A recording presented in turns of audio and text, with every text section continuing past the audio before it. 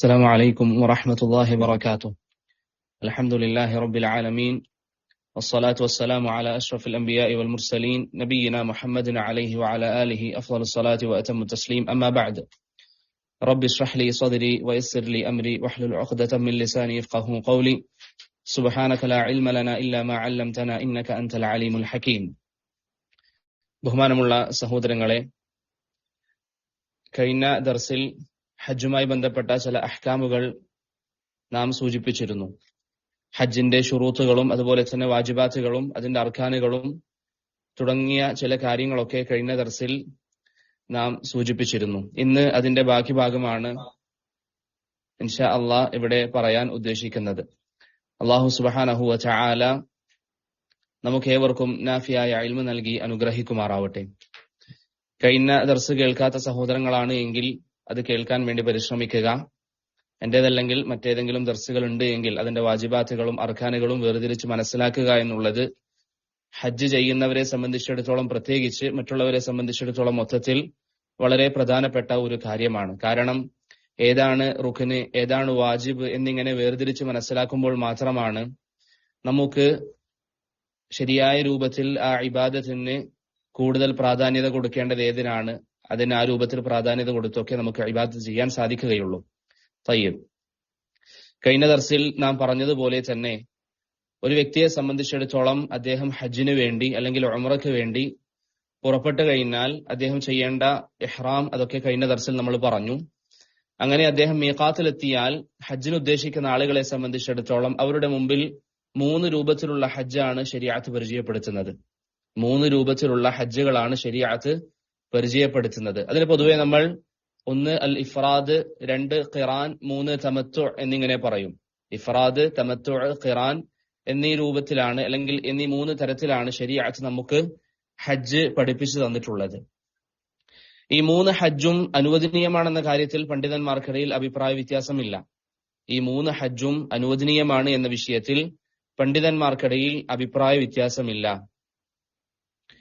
റസൂൽ സല്ലല്ലാഹു അലൈഹി വസല്ലമ തങ്ങളുടെ സുന്നത്തുകളും അതുപോലെ തന്നെ സഹാബത്തിന്റെ അനേകം പ്രവർത്തനങ്ങളും നമുക്ക് മനസ്സിലാക്കി തരുന്നത് ഈ 3-ൽ ഏത് രൂപത്തിലുള്ള ഹജ്ജ് വേണമെങ്കിലും ഒരു വ്യക്തിയെ സംബന്ധിച്ചിടത്തോളം തിരഞ്ഞെടുക്കാം.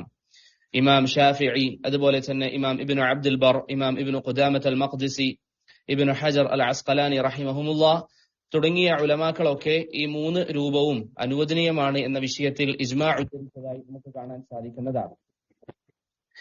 തയ്യിബ്, പക്ഷേ ഇവിടെ പണ്ഡിതന്മാർക്കിടയിലുള്ള പ്രധാന സംസാരം എന്താണെന്നാൽ ഇതിലേതാണ് ഏറ്റവും അഫ്ളലായിട്ടുള്ളത്, ഈ ഹജ്ജിന്റെ ഇനങ്ങളിൽ ഏറ്റവും അഫ്ളലായിട്ടുള്ളത് ഏതാണെന്ന വിഷയത്തിൽ പണ്ഡിതന്മാർക്കിടയിൽ സംസാരമുണ്ട്.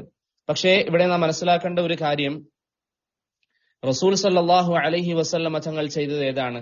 ഈ 3-ൽ നബി സല്ലല്ലാഹു അലൈഹി വസല്ലമ തങ്ങൾ ചെയ്തത് ഖിറാനാണ്.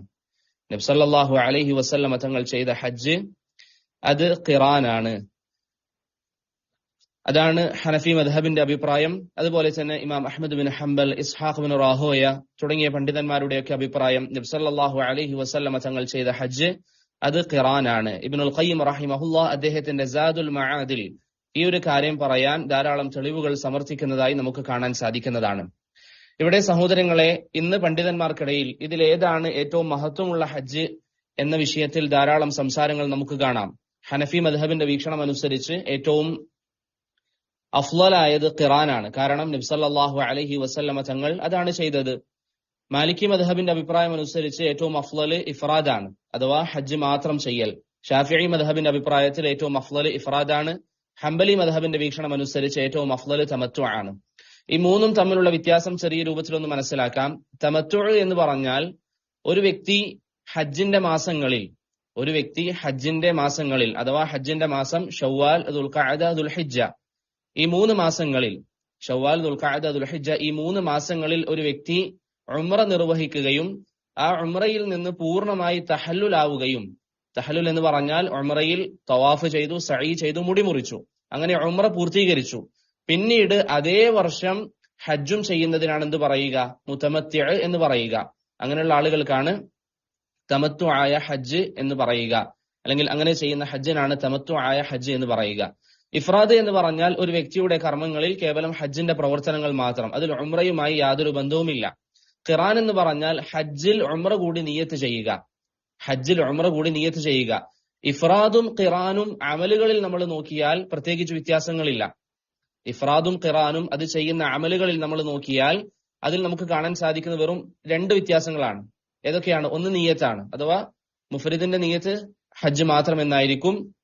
ഖാരിന്റെ നിയ്യത്ത് ഹജ്ജും ഉംറയും ഒന്നിച്ച് എന്ന നിയ്യത്തായിരിക്കും. രണ്ടാമത്തെ ഒരു വ്യത്യാസം, മുഫ്രിദിനെ സംബന്ധിച്ചിടത്തോളം ഹദിയ വരുന്നില്ല, അവർക്ക് ഹദിയ നിർബന്ധമില്ല. എന്നാൽ ഖാരിനെ സംബന്ധിച്ചിടത്തോളം ഹദി അഥവാ ബലികർമ്മം ചെയ്യേണ്ടതാണ്. അതാണ് 2 വ്യത്യാസങ്ങൾ. അതല്ലാതെ മറ്റിതര പ്രവർത്തനങ്ങൾ നോക്കുകയാണെങ്കിൽ മുഫ്രിദിനും ഖാരിനും പ്രത്യേകിച്ച് വ്യത്യാസങ്ങളില്ല. മുഫ്രിദിനും ഖാരിനും പ്രത്യേകിച്ച് വ്യത്യാസങ്ങളില്ല. സഹോദരങ്ങളെ, ഇതിൽ ഏതാണ് അഫ്ളല് എന്ന് ചോദിച്ചാൽ, ഒരു വ്യക്തിക്ക് ഇപ്പോൾ ഇഫ്റാദാണ് ഏറ്റവും അഫ്ളൽ എന്ന് പറഞ്ഞ് അതിന്റെ വശങ്ങൾ പറഞ്ഞു കൊടുക്കണം എന്ന് വെച്ചാൽ അതിന് അത്രയും തെളിവുകളുണ്ട്. അതുപോലെ തന്നെ തമത്തു ആണ് അഫ്ളൽ എന്ന് പറഞ്ഞ് അതിന്റെ വശങ്ങൾ പറയണം എന്ന് വെച്ചാൽ അതിനും സാധിക്കും. ഇനി ചില പണ്ഡിതന്മാർ പറയുന്നത് പോലെ ഖിറാൻ നബി സല്ലല്ലാഹു അലൈഹി വസല്ലമ തങ്ങൾ ചെയ്തതുകൊണ്ട് തന്നെ അതാണ് അഫ്ളൽ എന്ന് പറയാൻ ആ തെളിവ് തന്നെ മതിയായതാണ്. അതുകൊണ്ട് മൂന്നിനും അതിൻ്റെതായ പ്രബലമായ തെളിവുകൾ നമുക്ക് കാണാൻ സാധിക്കും. മൂന്നിനും അതിൻ്റെതായ പ്രബലമായ തെളിവുകൾ കാണാൻ സാധിക്കും. അല്ലാഹു അലം, ആ വിഷയം പഠിച്ചതനുസരിച്ച് 3 ഹജ്ജും അതിൻ്റെതായ പ്രാധാന്യതയുണ്ട്. 3 ഹജ്ജും ഇന്നതാണ് അഫ്ളൽ എന്ന് പറയുന്ന പണ്ഡിതന്മാർക്ക് അവരുടേതായ വീക്ഷണങ്ങളുണ്ട്. തയ്യിബ്, ഇപ്പൊ നമ്മൾ പറഞ്ഞ ഒന്നാമത്തെ കാര്യം, ഹജ്ജിന് പോകുന്ന വ്യക്തികളെ സംബന്ധിച്ചിടത്തോളം ഈ 3 രൂപത്തിലാണ് അവർക്കുള്ളത്. ഒന്നുകിൽ ഇഫ്റാദ്, അല്ലെങ്കിൽ ഖിറാൻ, മൂന്നാമത്തേത് തമത്തു. ഇഫ്റാദിനാണ് ഒരു വ്യക്തി മീഖാത്തിൽ നിന്ന് ഉദ്ദേശിക്കുന്നതെങ്കിൽ അദ്ദേഹം കേവലം ലബ്ബൈക അല്ലാഹുമ്മ ഹജ്ജ എന്ന് മാത്രം പറയുക, ലബ്ബൈക അല്ലാഹുമ്മ ഹജ്ജൻ. ഇനി ഒരു വ്യക്തി ഖിറാനാണ് ഉദ്ദേശിക്കുന്നതെങ്കിൽ ലബ്ബൈക അല്ലാഹുമ്മ ഉംറതൻ ഫി ഹജ്ജ എന്ന് പറയുക. ഇനി ഒരു വ്യക്തി മുതമത്തി ആണ് ഉദ്ദേശിക്കുന്നതെങ്കിൽ ലബ്ബൈക അല്ലാഹുമ്മ ഉംറ എന്ന് മാത്രം പറയുക, എന്ന് മാത്രം അദ്ദേഹം പറയുക. തയ്യിബ്, ഈ ഒരു കാര്യം നമ്മൾ പറയുന്നതിന് മുമ്പ് നമ്മൾ ഇഹ്റാം മീഖാത്തിലെത്തി ആദ്യം നമ്മൾ ചെയ്യേണ്ട കാര്യം എന്താണ്? സാധാരണ നമ്മൾ ധരിക്കാറുള്ള വസ്ത്രം, സാധാരണ നമ്മൾ ധരിക്കാറുള്ള ശരീരത്തിന്റെ അളവനുസരിച്ച് തുന്നപ്പെട്ട വസ്ത്രം അത് മാറ്റുകയും ശേഷം കുളിക്കുകയും ചെയ്യുക. ഇഹ്റാമിന് മുമ്പ് കുളിക്കുക എന്നുള്ളത് സുന്നത്താണ്. ഇഹ്റാമിന് മുമ്പ് കുളിക്കുക എന്നുള്ളത് സുന്നത്താണ്.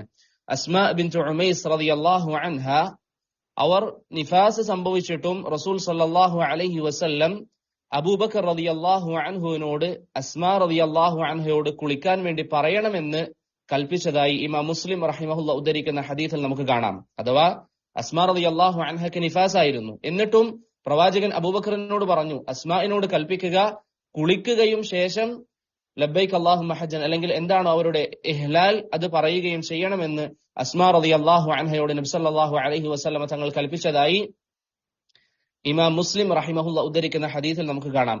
അപ്പോൾ ഈ ഹദീസിൽ നിന്ന് പണ്ഡിതന്മാർ പറഞ്ഞു തരുന്ന ഒരു കാര്യം, നിഫാസിലുള്ള സാഹചര്യത്തിൽ പോലും അസ്മാ റളിയല്ലാഹു അൻഹയോട് കുളിക്കാൻ വേണ്ടി പറഞ്ഞിട്ടുണ്ട് എങ്കിൽ മറ്റുതര സാഹചര്യങ്ങളിൽ ഒരു വ്യക്തി കുളിക്കുക എന്നുള്ളത് സുന്നത്തായ കാര്യമാണ്. അതാണ് ഇഹ്റാമിൽ ഒന്നാമതായി നമ്മൾ ശ്രദ്ധിക്കേണ്ടത്. ഇനി ഒരു വ്യക്തി കുളിച്ചില്ല എങ്കിൽ അദ്ദേഹത്തിന്റെ ഇഹ്റാം ശരിയാണ്. ഇമാം ഇബ്നുൽ മുൻദിർ റഹിമഹുല്ലാഹ് ആ വിഷയത്തിൽ ഇജ്മാ ഉദ്ധരിച്ചിട്ടുണ്ട്. അഥവാ കുളിക്കുക എന്നുള്ളത് നിർബന്ധമല്ല, കുളിക്കലാണ് അഫ്ളൽ. അതുപോലെ തന്നെ ഒരു വ്യക്തിക്ക് ആവശ്യമാണ് എങ്കിൽ ഇഹ്റാമിന് മുമ്പ് അവരുടെ ശരീരങ്ങളിലുള്ള രോമങ്ങൾ നീക്കുക, അതുപോലെ തന്നെ നഖം മുറിക്കുക തുടങ്ങിയ വിഷയങ്ങളൊക്കെ അനുവദനീയമാണ്, അല്ലെങ്കിൽ ആ സമയത്ത് ചെയ്യുക എന്നുള്ളത് നല്ലതാണ്. പ്രത്യേകിച്ച് ഇഹ്റാമിന് മുമ്പ് ശരീരത്തിലുള്ള രോമങ്ങൾ നീക്കലോ അല്ലെങ്കിൽ മുടി മുറിക്കലോ നഖം വെട്ടലോ എന്നും പ്രത്യേകമായ ഒരു സുന്നത്തായി നബി സല്ലല്ലാഹു അലൈഹി വസല്ലമ തങ്ങൾ പഠിപ്പിച്ചിട്ടില്ല. മറിച്ച് അത് ചെയ്യുകയാണ് എങ്കിൽ അത് നല്ലതാണ്. കാരണം പണ്ഡിതന്മാർ പറയുന്നത് ഇഹ്റാമിൽ പ്രവേശിച്ച ശേഷം അതൊക്കെ ചെയ്യുക എന്നുള്ളത് വിലക്കപ്പെട്ടതാണ്. അതുകൊണ്ട് തന്നെ ഇഹ്റാമിൽ പ്രവേശിച്ച ശേഷം അതൊന്നും ആവശ്യം വരാതിരിക്കാൻ വേണ്ടി ഒരു വ്യക്തിയെ സംബന്ധിച്ചിടത്തോളം ഇങ്ങനെയുള്ള വിഷയങ്ങൾ ആവശ്യമാണെങ്കിൽ ആദ്യം തന്നെ ചെയ്യുക എന്നുള്ളത് നല്ല കാര്യമാണ്. അതുപോലെ തന്നെ സഹോദരങ്ങളെ, ഇഹ്റാമിന് മുമ്പ് അഥവാ നമ്മൾ ലബ്ബൈക അല്ലാഹുമ്മ ഉംറ അല്ലെങ്കിൽ ലബ്ബൈക അല്ലാഹുമ്മ ഹജ്ജ് എന്നൊക്കെ പറഞ്ഞ് നമ്മൾ തുടങ്ങുന്നതിന് മുമ്പ് നമ്മുടെ താടിയിലും അതുപോലെ തന്നെ ശരീരത്തിന്റെ മറ്റു ഭാഗങ്ങളിലുമൊക്കെ വേണമെങ്കിൽ, അതുപോലെ തന്നെ തലമുടിയിലുമൊക്കെ നല്ല സുഗന്ധങ്ങൾ ഉപയോഗിക്കുക എന്നുള്ളത് നബി സല്ലല്ലാഹു അലൈഹി വസല്ലമയുടെ സുന്നത്താണ്. നമ്മൾ ഉംറക്ക് പോകുമ്പോഴാണെങ്കിലും അതുപോലെ തന്നെ ഹജ്ജിന് പോകുമ്പോഴാണെങ്കിലും ഒരു വ്യക്തിയെ സംബന്ധിച്ചിടത്തോളം അദ്ദേഹത്തിന്റെ താടിയിലും ശരീരഭാഗങ്ങളിലും ഐതർ ഉപയോഗിക്കുക എന്നുള്ളത്, നല്ല നല്ല സുഗന്ധങ്ങൾ ഉപയോഗിക്കുക എന്നുള്ളത് നബി സല്ലല്ലാഹു അലൈഹി വസല്ലമയുടെ സുന്നത്താണ്. ഇമാം ബുഖാരിയും മുസ്ലിമും ഉദ്ധരിക്കുന്ന ഹദീസിൽ ആയിഷ റളിയല്ലാഹു അൻഹ പറയുന്നു, കുന്തു ഉതയ്യിബു റസൂലല്ലാഹി സല്ലല്ലാഹു അലൈഹി വസല്ലമ ലിഇഹ്റാമിഹി ഖബ്ല അൻ യുഹ്രിം. നബി സല്ലല്ലാഹു അലൈഹി വസല്ലം ഇഹ്റാം ചെയ്യുന്നതിന് മുമ്പായി ഞാൻ പ്രവാചകന് സുഗന്ധങ്ങൾ ഉപയോഗിക്കാറുണ്ടായിരുന്നു, അല്ലെങ്കിൽ ഞാൻ പ്രവാചകന്റെ ശരീരത്തിൽ അത് തടവി കൊടുക്കാറുണ്ടായിരുന്നു എന്ന് ആയിഷ റളിയല്ലാഹു അൻഹ പറയുന്നതായി ഇമാം ബുഖാരിയും മുസ്ലിമും ഉദ്ധരിക്കുന്ന ഹദീസിലുണ്ട്. ഇമാം നവവി റഹിമഹുല്ലാഹ് അദ്ദേഹത്തിന്റെ മജ്മൂഇൽ പറയുന്നു, ബിഹി ഖാല ജംഹൂറുൽ ഉലമാഇ മിനസ് സലഫി വൽ ഖലഫ്. മുൻഗാമികളാണെങ്കിലും പിൻഗാമികളാണെങ്കിലും ആ ഒരു അഭിപ്രായമാണ് എല്ലാവരുടേതും എന്ന്, അല്ലെങ്കിൽ ഭൂരിപക്ഷത്തിന്റെയും എന്ന് ഇമാം നവവി റഹിമഹുല്ലാഹ് അദ്ദേഹത്തിന്റെ മജ്മൂഇൽ പറയുന്നതായി നമുക്ക് കാണാൻ സാധിക്കുന്നതാണ്. അതുപോലെ തന്നെ സഹോദരങ്ങളെ, ഇഹ്റാമിൽ നാം ശ്രദ്ധിക്കേണ്ട ഒരു കാര്യം, ഏറ്റവും നല്ലത് ഏതെങ്കിലും ഒരു നിസ്കാര ശേഷം ഇഹ്റാം ചെയ്യലാണ്. ഏറ്റവും നല്ലത് ഏതെങ്കിലും ഒരു നിസ്കാര ശേഷം ഇഹ്റാം ചെയ്യുക എന്നുള്ളതാണ്. റസൂൽ സല്ലല്ലാഹു അലൈഹി വസല്ലം ളുഹുർ നിസ്കരിച്ച ശേഷമാണ് ഇഹ്റാമിലേക്ക് പ്രവേശിച്ചത്. നബി സല്ലല്ലാഹു അലൈഹി വസല്ലം ളുഹുർ നിസ്കരിച്ച ശേഷമാണ് ഇഹ്റാമിലേക്ക് പ്രവേശിച്ചത്. ഇബ്നു അബ്ബാസ് റളിയല്ലാഹു അൻഹുവിൽ നിന്ന് ഇമാം മുസ്ലിം റഹിമഹുല്ലാഹ് ഉദ്ധരിക്കുന്ന ഹദീസിലൊക്കെ നമുക്കത് കാണാൻ സാധിക്കും. അതുപോലെ തന്നെ ഇങ്ങനെ നിസ്കാര ശേഷം ഇഹ്റാം ചെയ്യുക എന്നുള്ളത് അബ്ദുല്ലാഹ് ബിൻ ഉമർ റളിയല്ലാഹു അൻഹുവിന്റെ പ്രവർത്തനമായും സ്ഥിരപ്പെട്ടു വന്നിട്ടുണ്ട്. പക്ഷേ ഇഹ്റാമിന് മാത്രമായി ഒരു നിസ്കാരമുണ്ടോ? അഥവാ ഒരു വ്യക്തി ഇഹ്റാം ചെയ്യുന്നു, അതുകൊണ്ട് അദ്ദേഹത്തിന് നിസ്കാരമില്ല എന്നുള്ളതാണ് നല്ലൊരു വിഭാഗം പണ്ഡിതന്മാരുടെ അഭിപ്രായം. അതാണ് ഷാഫിഈ മദ്ഹബിലെ നല്ലൊരു വിഭാഗം പണ്ഡിതന്മാരും അതുപോലെ തന്നെ ഷെയ്ഖുൽ ഇസ്ലാം ഇബ്നു തൈമിയ്യ, ഇബ്നുൽ ഖയ്യിം, ഇബ്നു ഉസൈമീൻ റഹിമഹുമുല്ലാഹ് തുടങ്ങിയ ഉലമാക്കളൊക്കെ പറയുന്ന അഭിപ്രായം, അഥവാ ഇഹ്റാമിനായി പ്രത്യേകിച്ച് ഒരു നിസ്കാരമില്ല. ഇഹ്റാമിനായി പ്രത്യേകിച്ച് ഒരു നിസ്കാരമില്ല. അപ്പോൾ ഈ രൂപത്തിൽ നമ്മൾ അവിടെ എത്തി, നമുക്ക് ഏതെങ്കിലും ഒരു നിസ്കാരം നിസ്കരിക്കാനുണ്ട്, ഇപ്പോൾ ളുഹർ അല്ലെങ്കിൽ അസർ, അതിനുശേഷം നമ്മൾ ഇഹ്റാം ചെയ്യുക എന്നുള്ളതാണ് നബി സല്ലല്ലാഹു അലൈഹി വസല്ലമയുടെ സുന്നത്ത്. അതുപോലെ തന്നെ സഹോദരങ്ങളെ, നമ്മൾ പല ആളുകളും മീഖാത്തിലെത്തിയാൽ മീഖാത്തിൽ അവിടെ ഇറങ്ങിക്കൊണ്ടാണ് നമ്മൾ ഇഹ്ലാൽ പറയാറുള്ളത്, അല്ലെങ്കിൽ ലബ്ബൈക് അല്ലാഹുമ്മ ഉംറ തുടങ്ങിയ വാക്കുകളൊക്കെ നമ്മൾ പറയാറുള്ളത്. നബി സല്ലല്ലാഹു അലൈഹി വസല്ലമയുടെ സുന്നത്ത് അവിടുന്ന് വാഹനത്തിൽ കയറിയ ശേഷമാണ് ഇഹ്ലാൽ പറയാറുള്ളത്, അല്ലെങ്കിൽ ഇഹ്റാമിലേക്ക് പ്രവേശിക്കാറുള്ളത്. അപ്പോൾ ലബ്ബൈക് അല്ലാഹുമ്മ ഉംറ അല്ലെങ്കിൽ ലബ്ബൈക് അല്ലാഹുമ്മ ഉംറതൻ ഫി ഹജ്ജ, ഖാരിനാണെങ്കിൽ, മുതമത്തി ആണെങ്കിൽ, മുഫ്രിദ് ആണെങ്കിൽ ലബ്ബൈക് അല്ലാഹുമ്മ ഹജ്ജ തുടങ്ങിയ വാക്കുകളൊക്കെ പറയേണ്ടത് എപ്പോഴാണ്, അല്ലെങ്കിൽ അതിൽ സുന്നത്ത് എന്താണ്? ഒരു വ്യക്തി വാഹനത്തിൽ കയറിയ ശേഷമാണ്.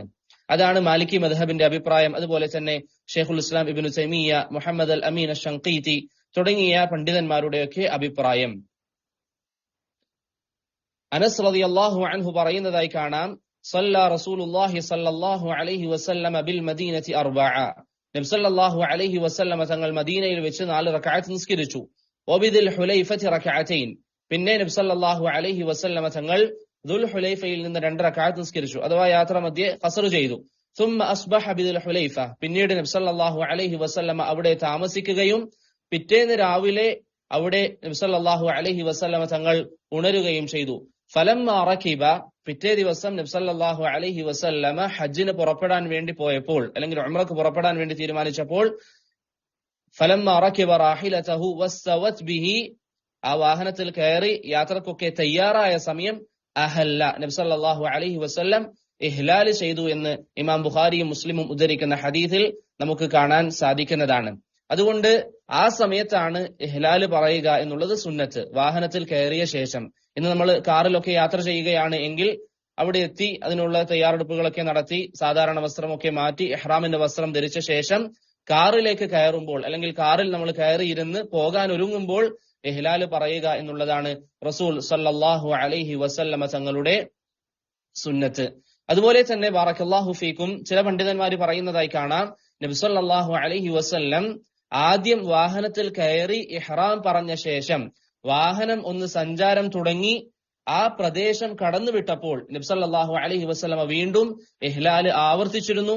അങ്ങനെ ആവർത്തിക്കലും സുന്നത്താണ് എന്ന് ചില പണ്ഡിതന്മാർ പറയുന്നുണ്ട്. ഷെയ്ഖ് സുലൈമാൻ അർ-റുഹൈലി ഹഫിളഹുല്ലാഹയൊക്കെ ആ കാര്യമാണ് സുന്നത്തായി പറയുന്നത്. അഥവാ 2 തവണ പറയൽ.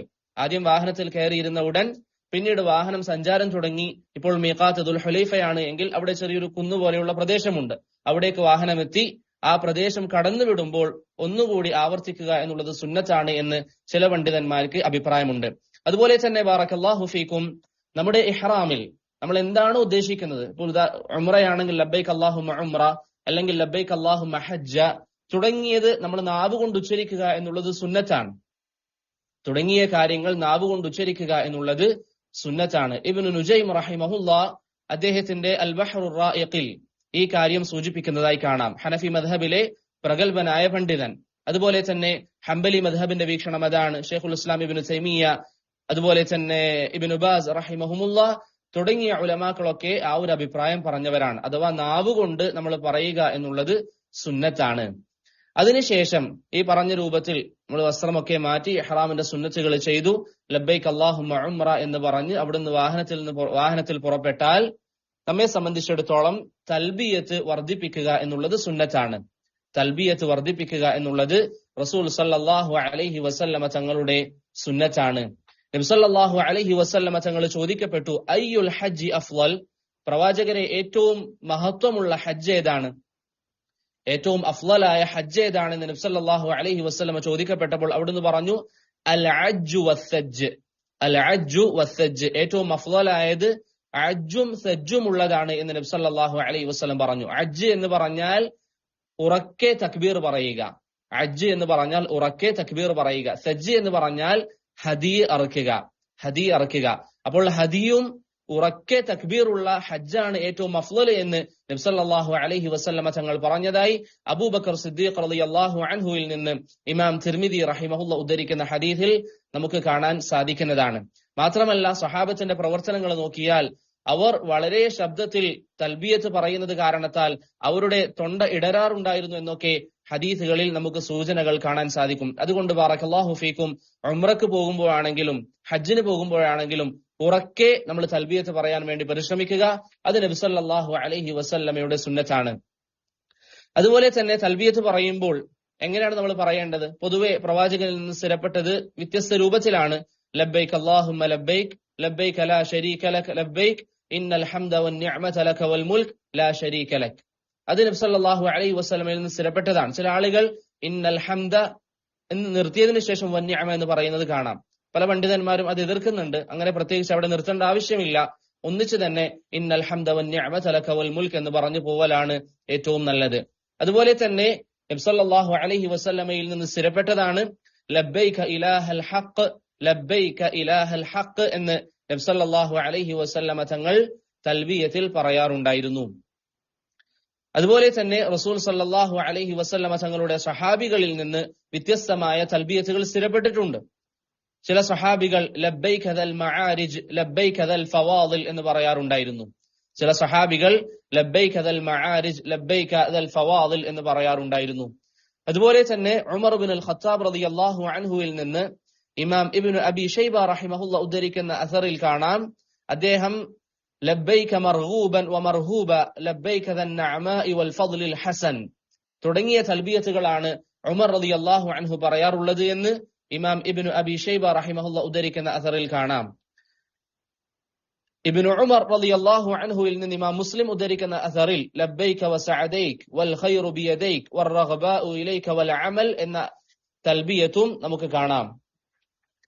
മഹാനായ അനസ് റളിയല്ലാഹു അൻഹു ലബ്ബൈക ഹഖ്ഖൻ ഹഖ്ഖ തഅബ്ബുദൻ വറിഖ എന്ന് പറയാറുള്ളതായി ഇമാം ബസ്സാർ റഹിമഹുല്ലാഹ് ഉദ്ധരിക്കുന്ന അസറിലും സ്ഥിരപ്പെട്ടു വന്നിട്ടുണ്ട്. അപ്പോൾ ഈ രൂപത്തിൽ നബി സല്ലല്ലാഹു അലൈഹി വസല്ലമയിൽ നിന്ന് സ്ഥിരപ്പെട്ട തൽബിയത്തോ അതല്ലെങ്കിൽ സ്വഹാബത്തിൽ നിന്ന് വന്നിരിക്കുന്ന തൽബിയത്തോ നമുക്ക് പറയാം. അതൊക്കെ ആവർത്തിച്ചുകൊണ്ട് ധാരാളമായി തൽബിയത്ത് വർദ്ധിപ്പിക്കുക എന്നുള്ളത് ഹജ്ജിന്റെയും ഉംറയുടെയും സുന്നത്തിൽപ്പെട്ടതാണ്. ഇവിടെ എനിക്ക് സഹോദരങ്ങളോട് പറയാനുള്ള ഒരു കാര്യം, നമ്മൾ പൊതുവെ എല്ലാവരും പറഞ്ഞു വരാറുള്ളത് ലബ്ബൈക അല്ലാഹുമ്മ ലബ്ബൈക തുടങ്ങിയ വാക്കുകളാണ്. അതിനു പകരം അല്ലെങ്കിൽ അതിന്റെ കൂടെ ബാക്കിയുള്ള തൽബിയത്ത് കൂടി നമ്മൾ പഠിക്കുക. അതിന്റെ ഉപകാരം രണ്ട് കാര്യങ്ങളാണ്. ഒന്ന്, മറ്റിതര സുന്നത്തുകൾ ഹയാത്താക്കലാണ്. രണ്ടാമത്തെ കാര്യം, അപ്പോൾ നമുക്ക് ശ്രദ്ധ ഒന്നുകൂടി ചെലുത്താൻ സാധിക്കും. കാരണം ലബ്ബൈക അല്ലാഹുമ്മ ലബ്ബൈക ശീലിച്ചത് കാരണത്താൽ അതിങ്ങനെ നമുക്ക് ചിന്ത വേറെ എവിടെയെങ്കിലും ആയിരിക്കും, പക്ഷേ നാവിൽ ഇങ്ങനെ ലബ്ബൈക അല്ലാഹുമ്മ ലബ്ബൈക വരും. അതിനു പകരമായി നമ്മൾ മറ്റുതര തൽബിയത്തുകൾ കൂടി പഠിക്കുകയാണ് എങ്കിൽ അത് അമലുകളിൽ കൂടുതൽ നശാത്ത് ഉണ്ടാകാൻ, ഉന്മേഷമുണ്ടാകാൻ അത് കാരണമാകും. മാത്രമല്ല റസൂൽ സല്ലല്ലാഹു അലൈഹി വസല്ലമ തങ്ങൾ തൽബിയത്തിനെ കുറിച്ച് പറഞ്ഞതായി കാണാം, മാ മിൻ മുസ്ലിമിൻ യുലബ്ബി ഇല്ലാ ലബ്ബ മൻ അൻ യമീനിഹി ഔ അൻ ശമാലിഹി മിൻ ഹജറിൻ ഔ ഷജർ. ഒരു വ്യക്തി തൽബിയത്ത് പറയുകയാണ് എങ്കിൽ അവന്റെ തൽബിയത്ത് കേട്ടുകൊണ്ട് അവന്റെ വലതുഭാഗത്തും ഇടതുഭാഗത്തുമുള്ള ആളുകളൊക്കെ അല്ലെങ്കിൽ കല്ലുകളും മരങ്ങളുമൊക്കെ അവന്റെ കൂടെ തൽബിയത്ത് പറയുമെന്ന് റസൂൽ സല്ലല്ലാഹു അലൈഹി വസല്ലമ തങ്ങൾ പറഞ്ഞതായി സഹൽ ഇബ്നു സഅദ് റളിയല്ലാഹു അൻഹുവിൽ നിന്ന് ഇമാം തിർമിദി റഹിമഹുല്ലാഹ് ഉദ്ധരിക്കുന്ന ഹദീസിൽ നമുക്ക് കാണാൻ സാധിക്കുന്നതാണ്. അപ്പോൾ സഹോദരങ്ങളെ, ഈ പറഞ്ഞ രൂപത്തിൽ നമ്മൾ തൽബിയത്ത് പറയുക, തൽബിയത്ത് വർദ്ധിപ്പിച്ചുകൊണ്ടേ ഇരിക്കുക. അങ്ങനെ തൽബിയത്ത് ചെയ്തു ഇഹ്റാമിൽ നമ്മൾ മക്കയിലേക്ക് എത്തുകയാണ്. മക്കയിലേക്ക് എത്തുമ്പോൾ എപ്പോഴാണ് തൽബിയത്ത് നിർത്തേണ്ടത്? സഹാബികളിൽ നിന്ന് ഈ വിഷയത്തിൽ 2 അഭിപ്രായങ്ങളാണ് ഉള്ളത്. ഒന്നാമത്തെ അഭിപ്രായം, മക്കയിലെത്തിയാൽ അഥവാ മക്കയിലെ കെട്ടിടങ്ങൾ തുടങ്ങുന്ന പ്രദേശത്തെത്തിയാൽ നമ്മൾ തൽബിയത്ത് നിർത്തുക. മക്കയുടെ പരിധി തുടങ്ങുന്ന സമയം അഥവാ അവിടെയുള്ള കെട്ടിടങ്ങൾ, മക്കയോട് ചേർന്ന കെട്ടിടങ്ങളിലേക്ക് എത്തുമ്പോൾ അവിടെ തൽബിയത്ത് നിർത്തുക. അതാണ് ഒരു അഭിപ്രായം. രണ്ടാമത്തെ അഭിപ്രായം കഅബ കണ്ടാലാണ് തൽബിയത്ത് നിർത്തേണ്ടത്. ഇത് രണ്ടും സഹാബികളിൽ നിന്ന് വന്നിരിക്കുന്ന അഭിപ്രായമാണ്. അതുകൊണ്ട് തന്നെ ഒരു വ്യക്തി ഇതിൽ ഏത് ചെയ്യുകയാണ് എങ്കിലും അത് വിശാലമായ ഒരു വിഷയമാണ്. ഒന്നുകിൽ മക്കയിലേക്ക് എത്തുമ്പോൾ തൽബിയത്ത് നിർത്തുക, അതല്ല എങ്കിൽ കഅബ കണ്ടാൽ തൽബിയത്ത് നിർത്തുക. അതുപോലെ തന്നെ ബാറക്കല്ലാഹു ഫീക്കും, മക്കയിൽ കയറുമ്പോൾ ശ്രദ്ധിക്കേണ്ട 1-2 കാര്യങ്ങൾ. ഒന്ന്, ഒരു വ്യക്തിയെ സംബന്ധിച്ചിടത്തോളം മക്കയിലേക്ക് പ്രവേശിക്കുമ്പോൾ അവന് എളുപ്പമുള്ള വഴിയിൽ മക്കയിലേക്ക് പ്രവേശിക്കാം. പക്ഷേ നബി സല്ലല്ലാഹു അലൈഹി വസല്ലമ പ്രവേശിച്ചത് കദ എന്ന പ്രദേശത്തോടു കൂടിയാണ്. കദ എന്ന് പറയുന്ന പ്രദേശത്തോടു കൂടിയാണ് നബി സല്ലല്ലാഹു അലൈഹി വസല്ലമ പ്രവേശിച്ചത്. ഇന്ന് അത് ജുഹൂൻ എന്ന പേരിലാണ് അറിയപ്പെടുന്നത്. ഇന്ന് ആ പ്രദേശം ജുഹൂൻ എന്ന പേരിലാണ് അറിയപ്പെടുന്നത്. അപ്പോൾ നമ്മൾ മദീനയിൽ നിന്ന് പോകുന്നു എങ്കിൽ ഏറ്റവും സുന്നത്ത് ജുഹൂൻ എന്ന പ്രദേശത്തോടു കൂടി മക്കയിലേക്ക് പ്രവേശിക്കുക എന്നുള്ളതാണ്. മാത്രമല്ല, മക്കയിൽ പ്രവേശിക്കുമ്പോൾ പല ആളുകളും ശ്രദ്ധിക്കാതെ പോകുന്ന നബി സല്ലല്ലാഹു അലൈഹി വസല്ലമയുടെ സുന്നത്തിൽപ്പെട്ടതാണ് പകൽ സമയം മക്കയിലേക്ക് പ്രവേശിക്കുക എന്നുള്ളത് സുന്നത്താണ്. അത് ഉംറക്കാണെങ്കിലും ഹജ്ജിനാണെങ്കിലും പകൽ സമയങ്ങളിൽ മക്കയിലേക്ക് പ്രവേശിക്കുക എന്നുള്ളത് നബി സല്ലല്ലാഹു അലൈഹി വസല്ലമയുടെ സുന്നത്താണ്. അബ്ദുല്ലാഹ് ഇബ്നു ഉമർ റളിയല്ലാഹു അൻഹുവിൽ നിന്ന് ഇമാം മുസ്ലിം റഹിമഹുല്ല ഉദ്ധരിക്കുന്ന ഹദീസിൽ കാണാം. അദ്ദേഹം പറയുകയാണ്, പ്രവാചകൻ മക്കയിലേക്ക് വരുമ്പോഴൊക്കെ കാന യൻസിലു ബിദി തുവ എന്ന പ്രദേശത്ത് നബി സല്ലല്ലാഹു അലൈഹി വസല്ലം ഇറങ്ങാറുണ്ട്. അവിടെയാണ് രാത്രിയിൽ താമസിക്കാറ്. ഹത്താ യുസ്ബിഹ്, അങ്ങനെ പകല് വരെ പ്രവാചകൻ അവിടെ നിൽക്കും. വയഗ്തസിൽ, പിന്നീട് നബി സല്ലല്ലാഹു അലൈഹി വസല്ലം കുളിക്കും. സുമ്മ യദ്ഖുലു മക്കത നഹാറ, പിന്നെ പകൽ സമയത്താണ് നബി സല്ലല്ലാഹു അലൈഹി വസല്ലം മക്കയിലേക്ക് പ്രവേശിക്കാറുള്ളത് എന്ന് ഇമാം മുസ്ലിം റഹിമഹുല്ല ഉദ്ധരിക്കുന്ന ഹദീസിൽ നമുക്ക് കാണാം. ഇതാണ് ശാഫിഈ മദ്ഹബിന്റെ അഭിപ്രായം. അഥവാ മക്കയിലേക്ക് പ്രവേശിക്കുമ്പോൾ അഫ്ളൽ അല്ലെങ്കിൽ പ്രവാചകന്റെ സുന്നത്ത് പകൽ സമയങ്ങളിൽ പ്രവേശിക്കുക എന്നുള്ളതാണ്. പ്രവാചകൻ ഈ താമസിച്ച ദൂ തുവ എന്ന പ്രദേശം ഇന്ന് ഹയ്യുസ്സാഹിർ എന്ന പേരിലാണ് അറിയപ്പെടുന്നത്. തയ്യിബ്. ശേഷം സഹോദരങ്ങളെ, മക്കയിലേക്ക് എത്തിയതിനു ശേഷം മക്കയിൽ പ്രവേശിക്കൽ അല്ലെങ്കിൽ നമ്മൾ മക്കയിൽ മസ്ജിദിലേക്ക് പ്രവേശിക്കൽ ഏത് ബാബിലൂടെയാണ് സുന്നത്ത്? നബി സല്ലല്ലാഹു അലൈഹി വസല്ലമയുടെ സുന്നത്ത് ബാബു ബനി ഷൈബയിലൂടെ ഹറമിലേക്ക് പ്രവേശിക്കലാണ്. പക്ഷെ ഇന്ന് ആ ബാബില്ല. ഇന്ന് ആ ബാബ് ഹറമിലില്ല. ആ ബാബിന്റെ സ്ഥലം ഏകദേശം എവിടെയാണ്?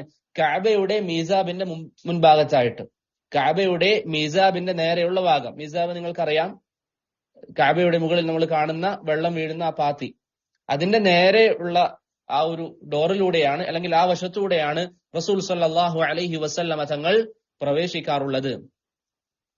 പണ്ട് ആ ബാബിന് എന്തും പറയാറുണ്ട്? ബാബുസ്സലാം എന്നും പറയാറുണ്ട്. ഇന്ന് ആ ബാബുകളില്ല. അപ്പോൾ നമ്മൾ ഇന്ന് ഹറമിലേക്ക് പോയാൽ അവിടെ കാണുന്ന ബാബു ബനി ഷൈബയും ബാബു സലാമും ഫുഖഹാക്കൾ ഉദ്ദേശിക്കുന്ന ബാബുസ്സലാമും ബാബു ബനി ഷൈബയും അല്ല, അത് മറ്റൊന്നാണ്. ഫുഖഹാക്കൾ ഉദ്ദേശിക്കുന്നത് മീസാബിന് മുമ്പുള്ള ആ സ്ഥലമാണ്. തയ്യിബ്. അങ്ങനെ ഒരു വ്യക്തി മക്കയിലേക്ക് എത്തിക്കഴിഞ്ഞാൽ ഈ പറഞ്ഞതുപോലെ അദ്ദേഹം ഹറമിലേക്ക് പ്രവേശിക്കാൻ വേണ്ടി പരിശ്രമിക്കുക. ഇവിടെ സഹോദരങ്ങളെ, മക്കയിലേക്ക് എത്തിയതിനു ശേഷം മുതമത്തി ആണ് എങ്കിൽ, മുതമത്തി ആയിട്ടാണ് നമ്മൾ പോകുന്നത് എങ്കിൽ ആദ്യം ഉംറ ചെയ്യുക. നേരത്തെ പറഞ്ഞതുപോലെ എല്ലാവരും തൽബിയത്ത് നിർത്തണം. പിന്നീട് മുതമത്തി ആണ് എങ്കിൽ അദ്ദേഹം നേരെ പോയിട്ട് ഉംറ ചെയ്യുക. സാധാരണ രൂപത്തിൽ തവാഫ് ചെയ്യുക, സഈ ചെയ്യുക, പിന്നെ മുടി മുറിക്കുക. അദ്ദേഹം പൂർണ്ണമായി തഹല്ലുലായി. മുഫ്രിദോ അല്ലെങ്കിൽ ഖാരിനോ ആണ് എങ്കിൽ തവാഫ് ചെയ്യുക, സഈ ചെയ്യുക. ഈ തവാഫിന്റെയും സഈയുടെയും സമയം തൽബിയത്ത് പറയേണ്ടതില്ല. കാരണം നബി സല്ലല്ലാഹു അലൈഹി വസല്ലമ തൽബിയത്ത് പറഞ്ഞതായി സ്ഥിരപ്പെട്ടിട്ടില്ല. പക്ഷേ തവാഫും സഈയും ചെയ്തതിനു ശേഷം അവർ തൽബിയത്ത് പറയുക. മുഫ്രിദും ഖാരിനും തവാഫും സഈയും ചെയ്തതിനു ശേഷം തൽബിയത്ത് പറയുക. തയ്യിബ്. കാരണം അവർ രണ്ടുപേരും ഇഹ്റാമിൽ തന്നെയാണ്. മുഫ്രിദും ഖാരിനും ഇഹ്റാമിൽ തന്നെയാണ്, തഹല്ലുൽ ആയിട്ടില്ല. അങ്ങനെ അവർ മുഫ്രിദാണെങ്കിലും ഖാരിനാണെങ്കിലും മക്കയിൽ താമസിക്കും. അതുപോലെ തന്നെ മുതമത്തി ആണെങ്കിലും മക്കയിൽ തന്നെ ഉണ്ടാകും. പിന്നീട് മുതമത്തിനെ സംബന്ധിച്ചിടത്തോളം ദുൽഹിജ്ജ 8ാമത്തെ ദിവസം ഇഹ്റാം ചെയ്യും. ദുൽഹിജ്ജ 8ാമത്തെ ദിവസം ഇഹ്റാം ചെയ്യും. ഈ ഇഹ്റാമിന് ശേഷം മുഫ്രിദിനെയും ഖാരിനെയും പോലെ തന്നെ തൽബിയത്ത് പറഞ്ഞുകൊണ്ടേയിരിക്കണം. അതുപോലെ തന്നെ മസ്ജിദുൽ ഹറാമിൽ നമ്മൾ കയറുമ്പോൾ ശ്രദ്ധിക്കേണ്ടത്, സാധാരണ മസാജിദുകളിൽ പറയുന്നത് പോലെ തന്നെ കയറിയ ഉടൻ അല്ലെങ്കിൽ കയറുമ്പോൾ വലതുകാല് വെച്ച് കയറുക. നബി സല്ലല്ലാഹു അലൈഹി വസല്ലമയിൽ നിന്ന് സ്ഥിരപ്പെട്ട അഊദു ബില്ലാഹിൽ അളീം വബിവജ്ഹിൽ കരീം വസുൽത്താനിഹിൽ ഖദീം മിനശ് ശൈത്താനിർ റജീം തുടങ്ങിയ അദ്കാറുകൾ, അല്ലാഹുമ്മ ഇഫ്തഹ് ലി അബ്വാബ റഹ്മതിക എന്ന സ്വഹീഹ് മുസ്ലിമിലുള്ള ദിക്ർ, ഇങ്ങനെയുള്ള അദ്കാറുകളൊക്കെ പറഞ്ഞുകൊണ്ട് മസ്ജിദിലേക്ക് കയറുക. പിന്നീട് തവാഫ് തുടങ്ങുക. മുതമത്തി ആണെങ്കിൽ എന്തിന്റെ തവാഫാണ്? ഉംറയുടെ തവാഫ്. ഖാരിനും മുഫ്രിദും ആണെങ്കിൽ തവാഫുൽ ഖുദൂം. അതിനെ തവാഫുൽ ഖുദൂം എന്ന് പറയും. ഇവിടെ നാം മനസ്സിലാക്കേണ്ട ഒരു കാര്യം, നമ്മൾ മക്കയിലേക്ക് കയറുമ്പോൾ അല്ലെങ്കിൽ മസ്ജിദുൽ ഹറാമിലേക്ക് ഒരു വ്യക്തി കയറുമ്പോൾ ഉംറ ഉദ്ദേശിക്കുന്നു എങ്കിൽ, അല്ലെങ്കിൽ മുഫ്രിദും ഖാരിനും തവാഫ് ഉദ്ദേശിക്കുന്നു എങ്കിൽ, അദ്ദേഹം നേരെ തുടങ്ങേണ്ടത് എന്തുകൊണ്ടാണ്? തവാഫ് കൊണ്ടാണ്.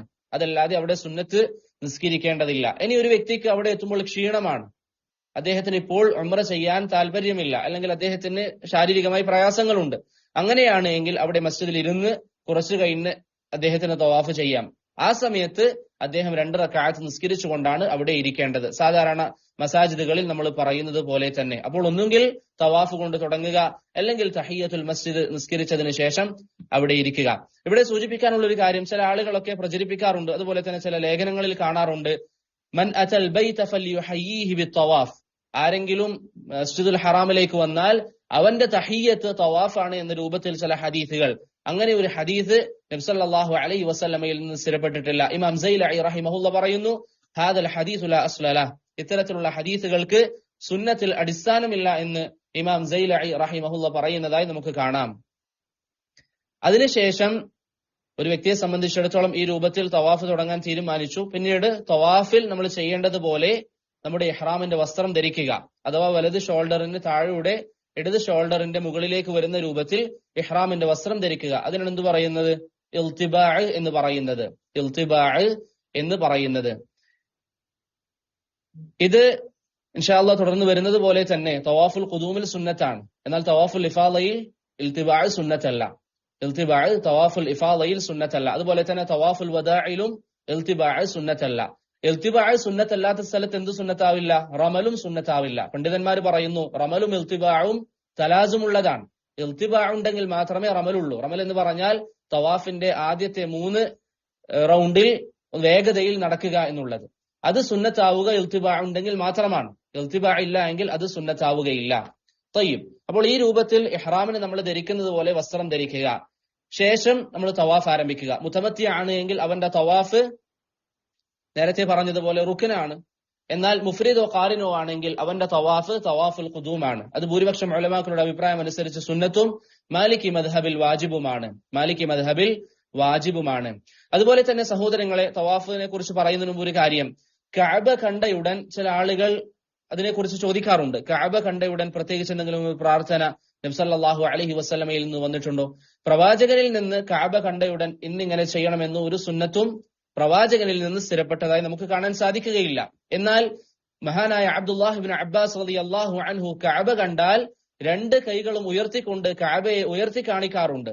2 കൈകളും കഅബക്ക് നേരെ ഉയർത്താറുണ്ട് എന്ന് ഇബ്നു അബ്ബാസ് റളിയല്ലാഹു അൻഹുവിൽ നിന്ന് സ്ഥിരപ്പെട്ടു വന്നിട്ടുണ്ട്. അതുപോലെ തന്നെ മഹാനായ ഉമർ റളിയല്ലാഹു അൻഹു കഅബ കണ്ടാൽ അല്ലാഹുമ്മ അൻതസ്സലാം വമിൻകസ്സലാം ഫഹയ്യിനാ റബ്ബനാ ബിസ്സലാം എന്ന് പറയാറുള്ളതായി ഇമാം ഷാഫിഈ റഹിമഹുല്ലാഹ് അദ്ദേഹത്തിന്റെ മുസ്നദിൽ ഉദ്ധരിക്കുന്നതായും സ്ഥിരപ്പെട്ടു വന്നിട്ടുണ്ട്. ഇമാം അഹ്മദും അത് ഉദ്ധരിക്കുന്നുണ്ട്.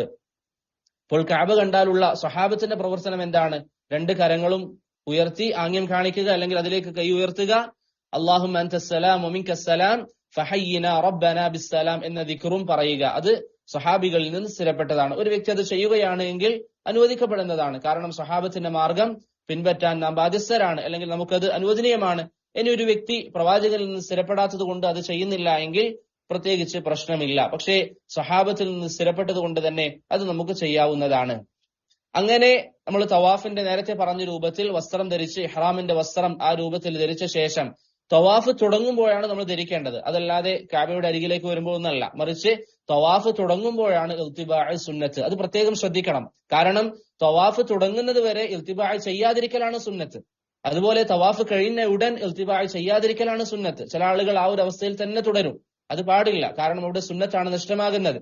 സുന്നത്ത് തവാഫിന്റെ സമയത്ത് മാത്രം ഇൽത്തിബാഅ് ചെയ്യുക എന്നുള്ളതാണ്. എങ്ങനെയാണ് തവാഫ് തുടങ്ങേണ്ടത്? ഹജറുൽ അസ്വദിന്റെ അരികിലേക്ക് വരിക. ആദ്യം ഹജറുൽ അസ്വദിന്റെ അരികിലേക്ക് വരിക. പിന്നീട് അത് ചുംബിക്കുകയും അല്ലാഹു അക്ബർ എന്ന് പറയുകയും ചെയ്യുക. ഹജറുൽ അസ്വദ് ചുംബിക്കുകയും അല്ലാഹു അക്ബർ എന്ന് പറയുകയും ചെയ്യുക. മഹാനായ അബ്ദുല്ലാഹ് ബിൻ ഉമർ റളിയല്ലാഹു അൻഹു എന്ത് പറയാറുണ്ട്? ബിസ്മില്ലാഹി അല്ലാഹു അക്ബർ എന്ന് പറയാറുണ്ട്.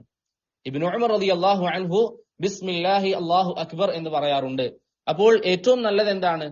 അല്ലെങ്കിൽ ഏറ്റവും പൂർണ്ണമായ രൂപം ഹജറുൽ അസ്വദിന്റെ അരികിലേക്ക് വന്ന് ഒന്നുകിൽ അല്ലാഹു അക്ബർ അല്ലെങ്കിൽ ബിസ്മില്ലാഹി അല്ലാഹു അക്ബർ എന്ന് പറഞ്ഞ് അത് ചുംബിക്കുക എന്നുള്ളതാണ്. ഇവിടെ ശ്രദ്ധിക്കേണ്ട ഒരു കാര്യം, ചുംബിക്കുക എന്നുള്ളത് ഇബ്നു ഹജർ അൽ അസ്ഖലാനി ഫത്ഹുൽ ബാരിയിൽ പറയുന്നത് പോലെ കേവലം അതൊരു സുന്നത്തിന് വേണ്ടി അല്ലെങ്കിൽ ആ ഒരു മഹത്വം ഉദ്ദേശിച്ചുകൊണ്ട് ചെറിയ രൂപത്തിൽ ഒന്ന് ചുണ്ടുകൊണ്ട് സ്പർശിക്കുക എന്നതാണ് ഉദ്ദേശം.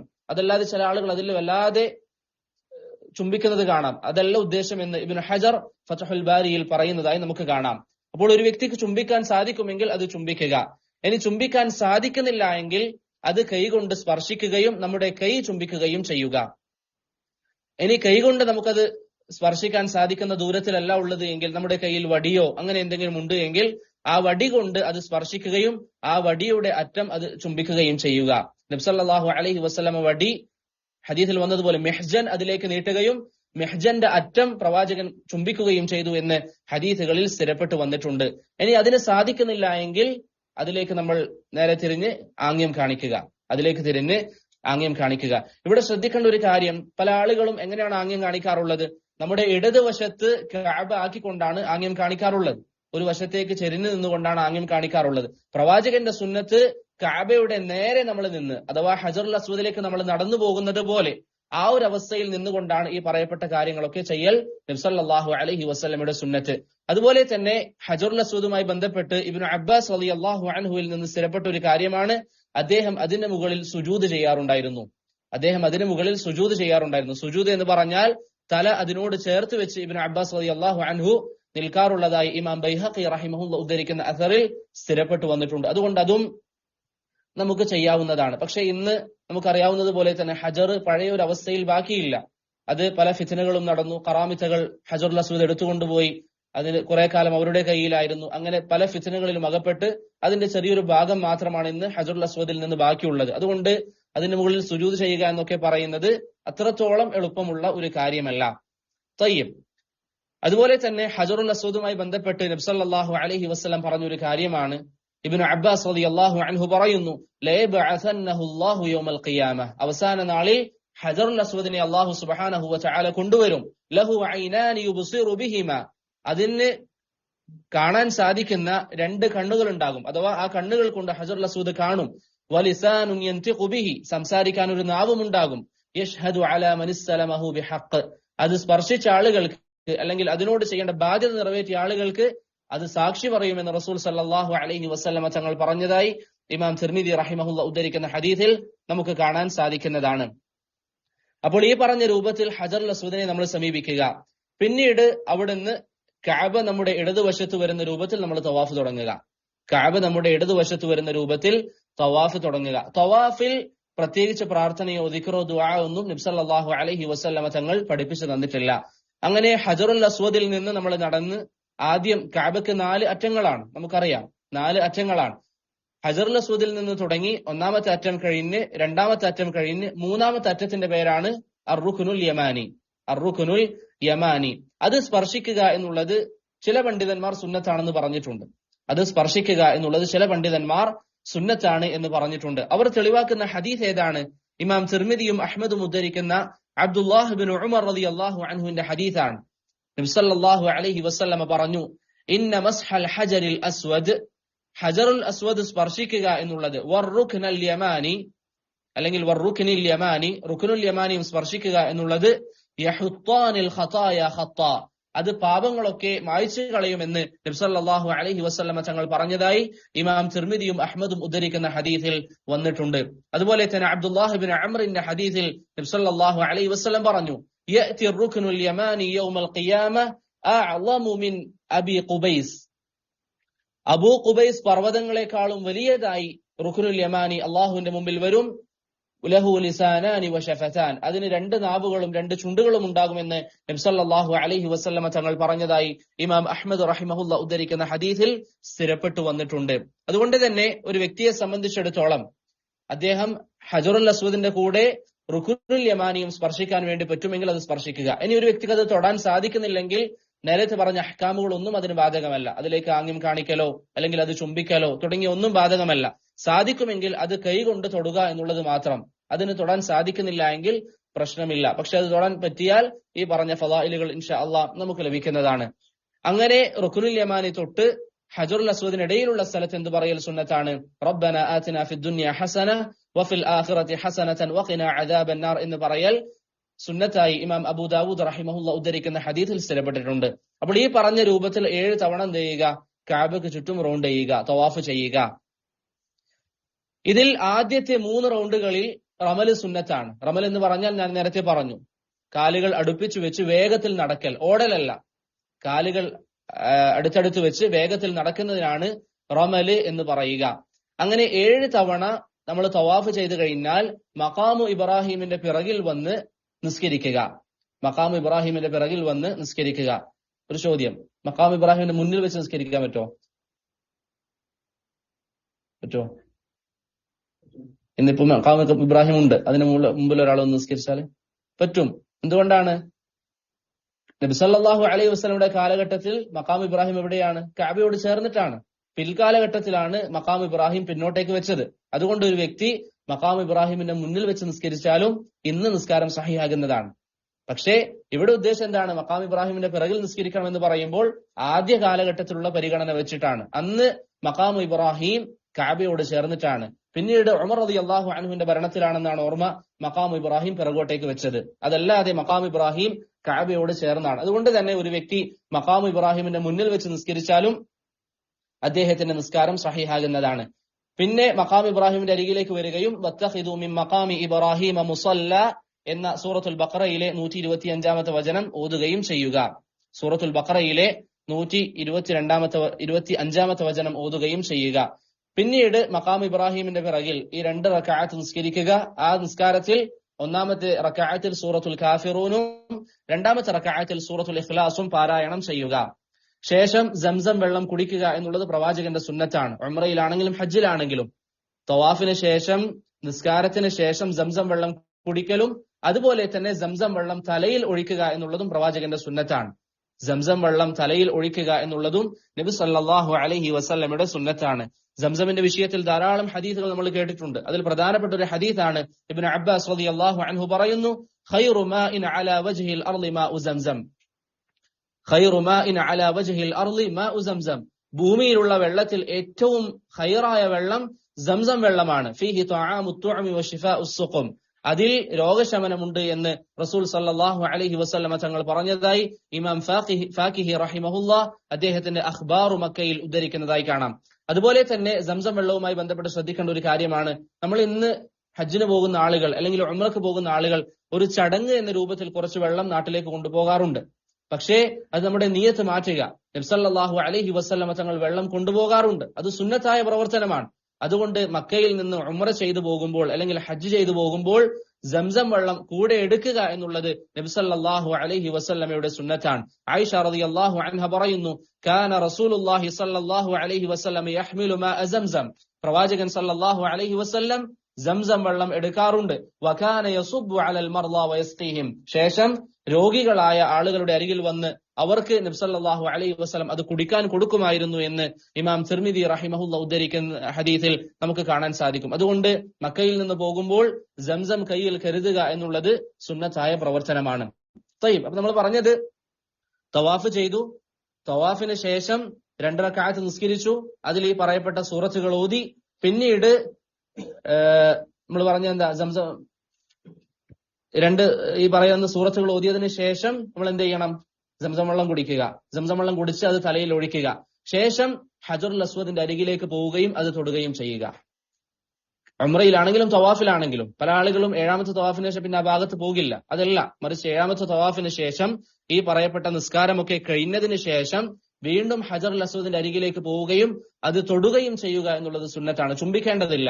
ജാബിർ റളിയല്ലാഹു അൻഹുവിന്റെ ഹദീസിൽ കാണാം, ثم رجع الى الركن فسلمه, പിന്നീട് നബി സല്ലല്ലാഹു അലൈഹി വസല്ലം ഹജറുൽ അസ്വദിന്റെ അരികിലേക്ക് പോവുകയും അത് തൊടുകയും ചെയ്തു എന്ന് ഇമാം മുസ്ലിം റഹിമഹുല്ല ഉദ്ധരിക്കുന്ന ഹദീസിലുണ്ട്.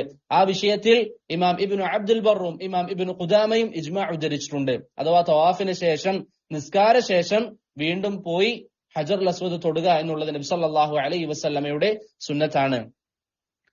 ശേഷം നമ്മൾ സഫയിലേക്ക് പോവുക. അവിടുന്ന് അത് കഴിഞ്ഞതിന് ശേഷം സഫയിലേക്ക് പോവുക. സഫയിലേക്ക് എത്തുമ്പോൾ ആ ഭാഗത്ത് നമ്മൾ കയറുമ്പോൾ എന്ത് പറയണം? ഇന്ന സഫ വൽ മർവത മിൻ ശആഇരില്ലാ എന്ന് പറയണം. ഇന്ന സഫ വൽ മർവത മിൻ ശആഇരില്ലാ. ഇതിൽ നബി സല്ലല്ലാഹു അലൈഹി വസല്ലമയുടെ ഹദീസുകളിൽ വന്നിരിക്കുന്ന ഒട്ടുമിക്ക റിവായത്തുകളിലും എന്താ ഉള്ളത്? ഇന്ന സഫ വൽ മർവത മിൻ ശആഇരില്ലാ എന്ന് പറയണം.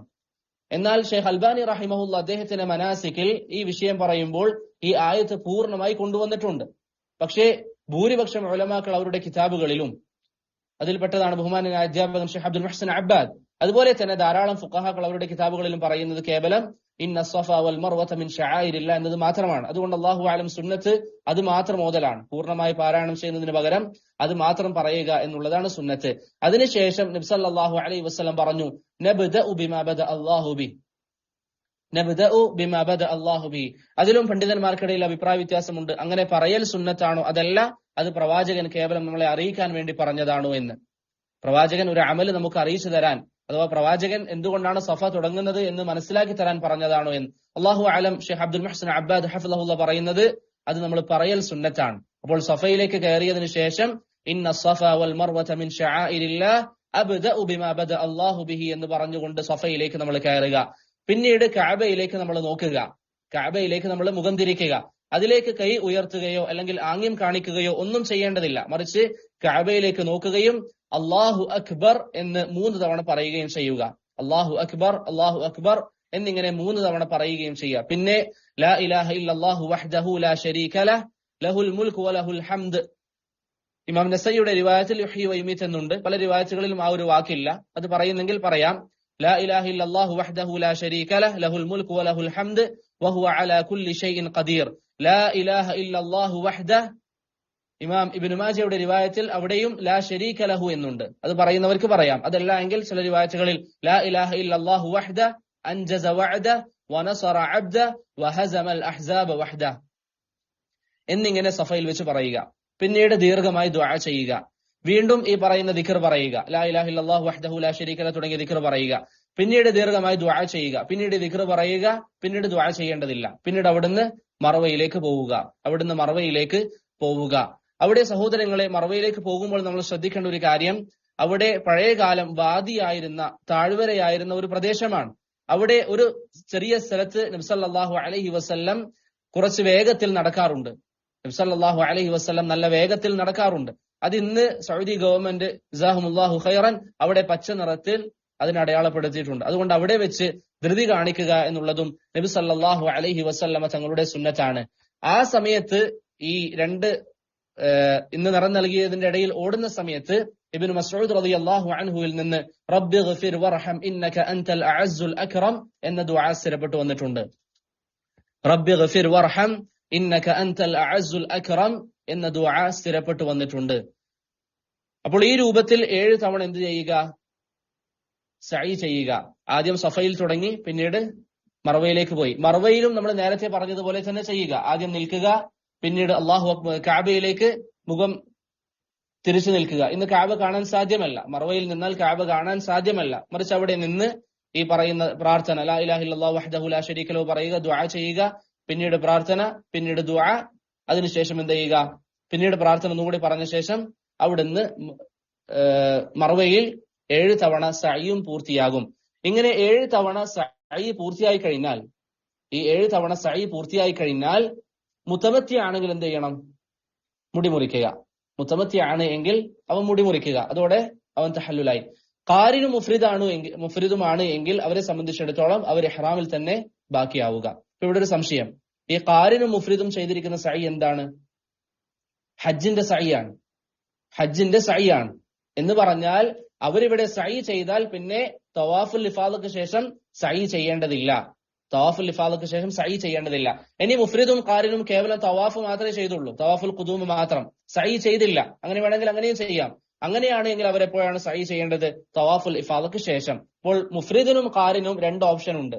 ഒന്നുകിൽ തവാഫുൽ ഖുദൂമിന് ശേഷം സഅയ് ചെയ്യാം, അല്ലെങ്കിൽ തവാഫുൽ ഇഫാദക്ക് ശേഷം സഅയ് ചെയ്യാം. എന്നാൽ മുതമത്തിഅനെ സംബന്ധിച്ചിടത്തോളം അവന്റെ ഹജ്ജിൽ അവന്റെ രണ്ട് സഅയ് ഉണ്ട്. തവാഫുൽ സഅയുൽ ഉംറയും അതുപോലെ തന്നെ സഅയുൽ ഹജ്ജും. അത് രണ്ടും ചെയ്യൽ മുതമത്തിഅനെ സംബന്ധിച്ചിടത്തോളം നിർബന്ധമായ കാര്യമാണ്. തയ്യിബ്. അപ്പോൾ ഈ രൂപത്തിൽ മുതമത്തിഅ മുടിമുറിച്ചു, തഹല്ലുലായി. മനസ്സിലായില്ലേ? മുഫ്രിദും ഖാരിനും ഈ പറഞ്ഞതുപോലെ ഇഹ്റാമിൽ തന്നെ ബാക്കിയാകും. അങ്ങനെ ദുൽഹിജ്ജ 8ാമത്തെ ദിവസം, അതിനെന്താ പറയുക?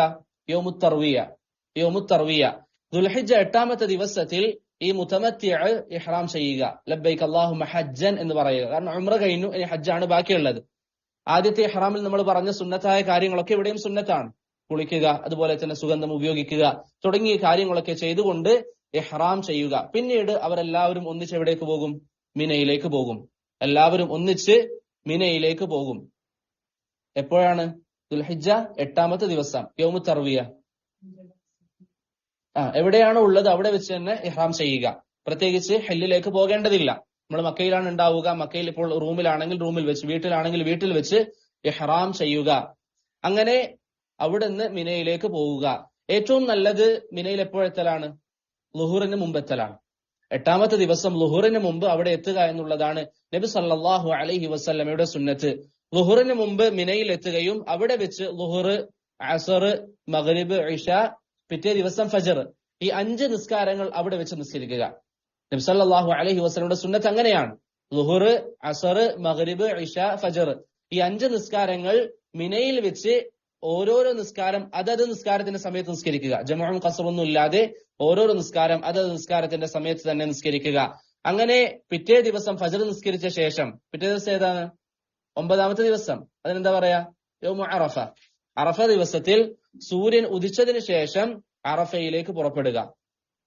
9ാമത്തെ ദിവസം സൂര്യൻ ഉദിച്ച ശേഷം മിനയിൽ നിന്ന് അറഫയിലേക്ക് പുറപ്പെടുക.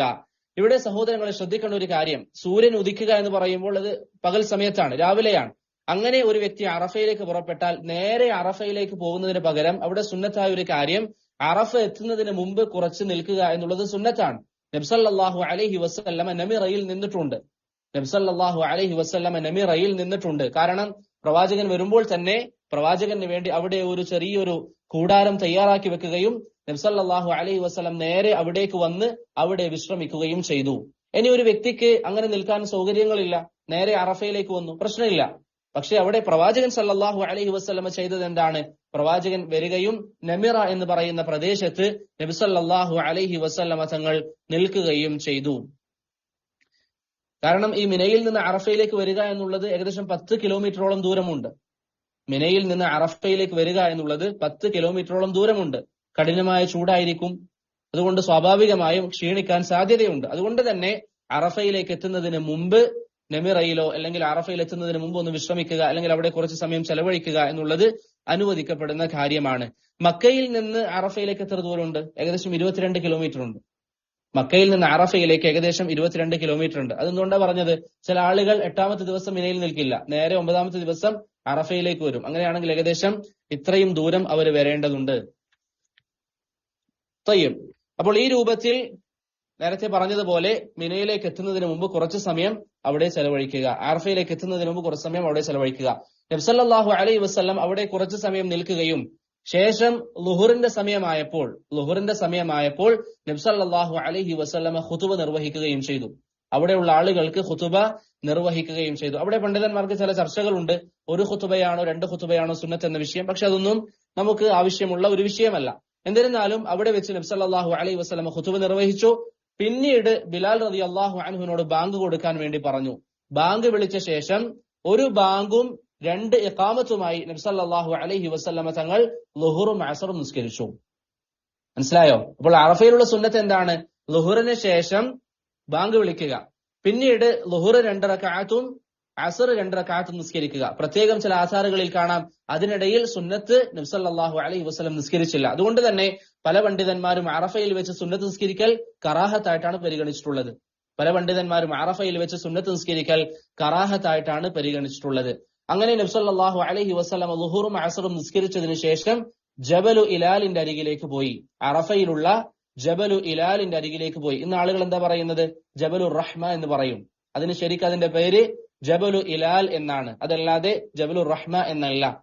നബി സല്ലല്ലാഹു അലൈഹി വസല്ലം അവിടെ പോവുകയും അവിടെയുള്ള വലിയ പാറകൾക്ക് സമീപം നബി സല്ലല്ലാഹു അലൈഹി വസല്ലം നിൽക്കുകയും ചെയ്തു. ഇന്ന് ചില ഫോട്ടോകളിലൊക്കെ നിങ്ങൾ കാണാറുണ്ടാകും, അറഫ മലയുടെ മുകളിൽ അല്ലെങ്കിൽ ജബലുർ റഹ്മ എന്ന് പറഞ്ഞ അതിന്റെ മുകളിലേക്ക് ആളുകൾ കഷ്ടപ്പെട്ട് കയറും, അവിടുന്ന് ദുആ ചെയ്യും.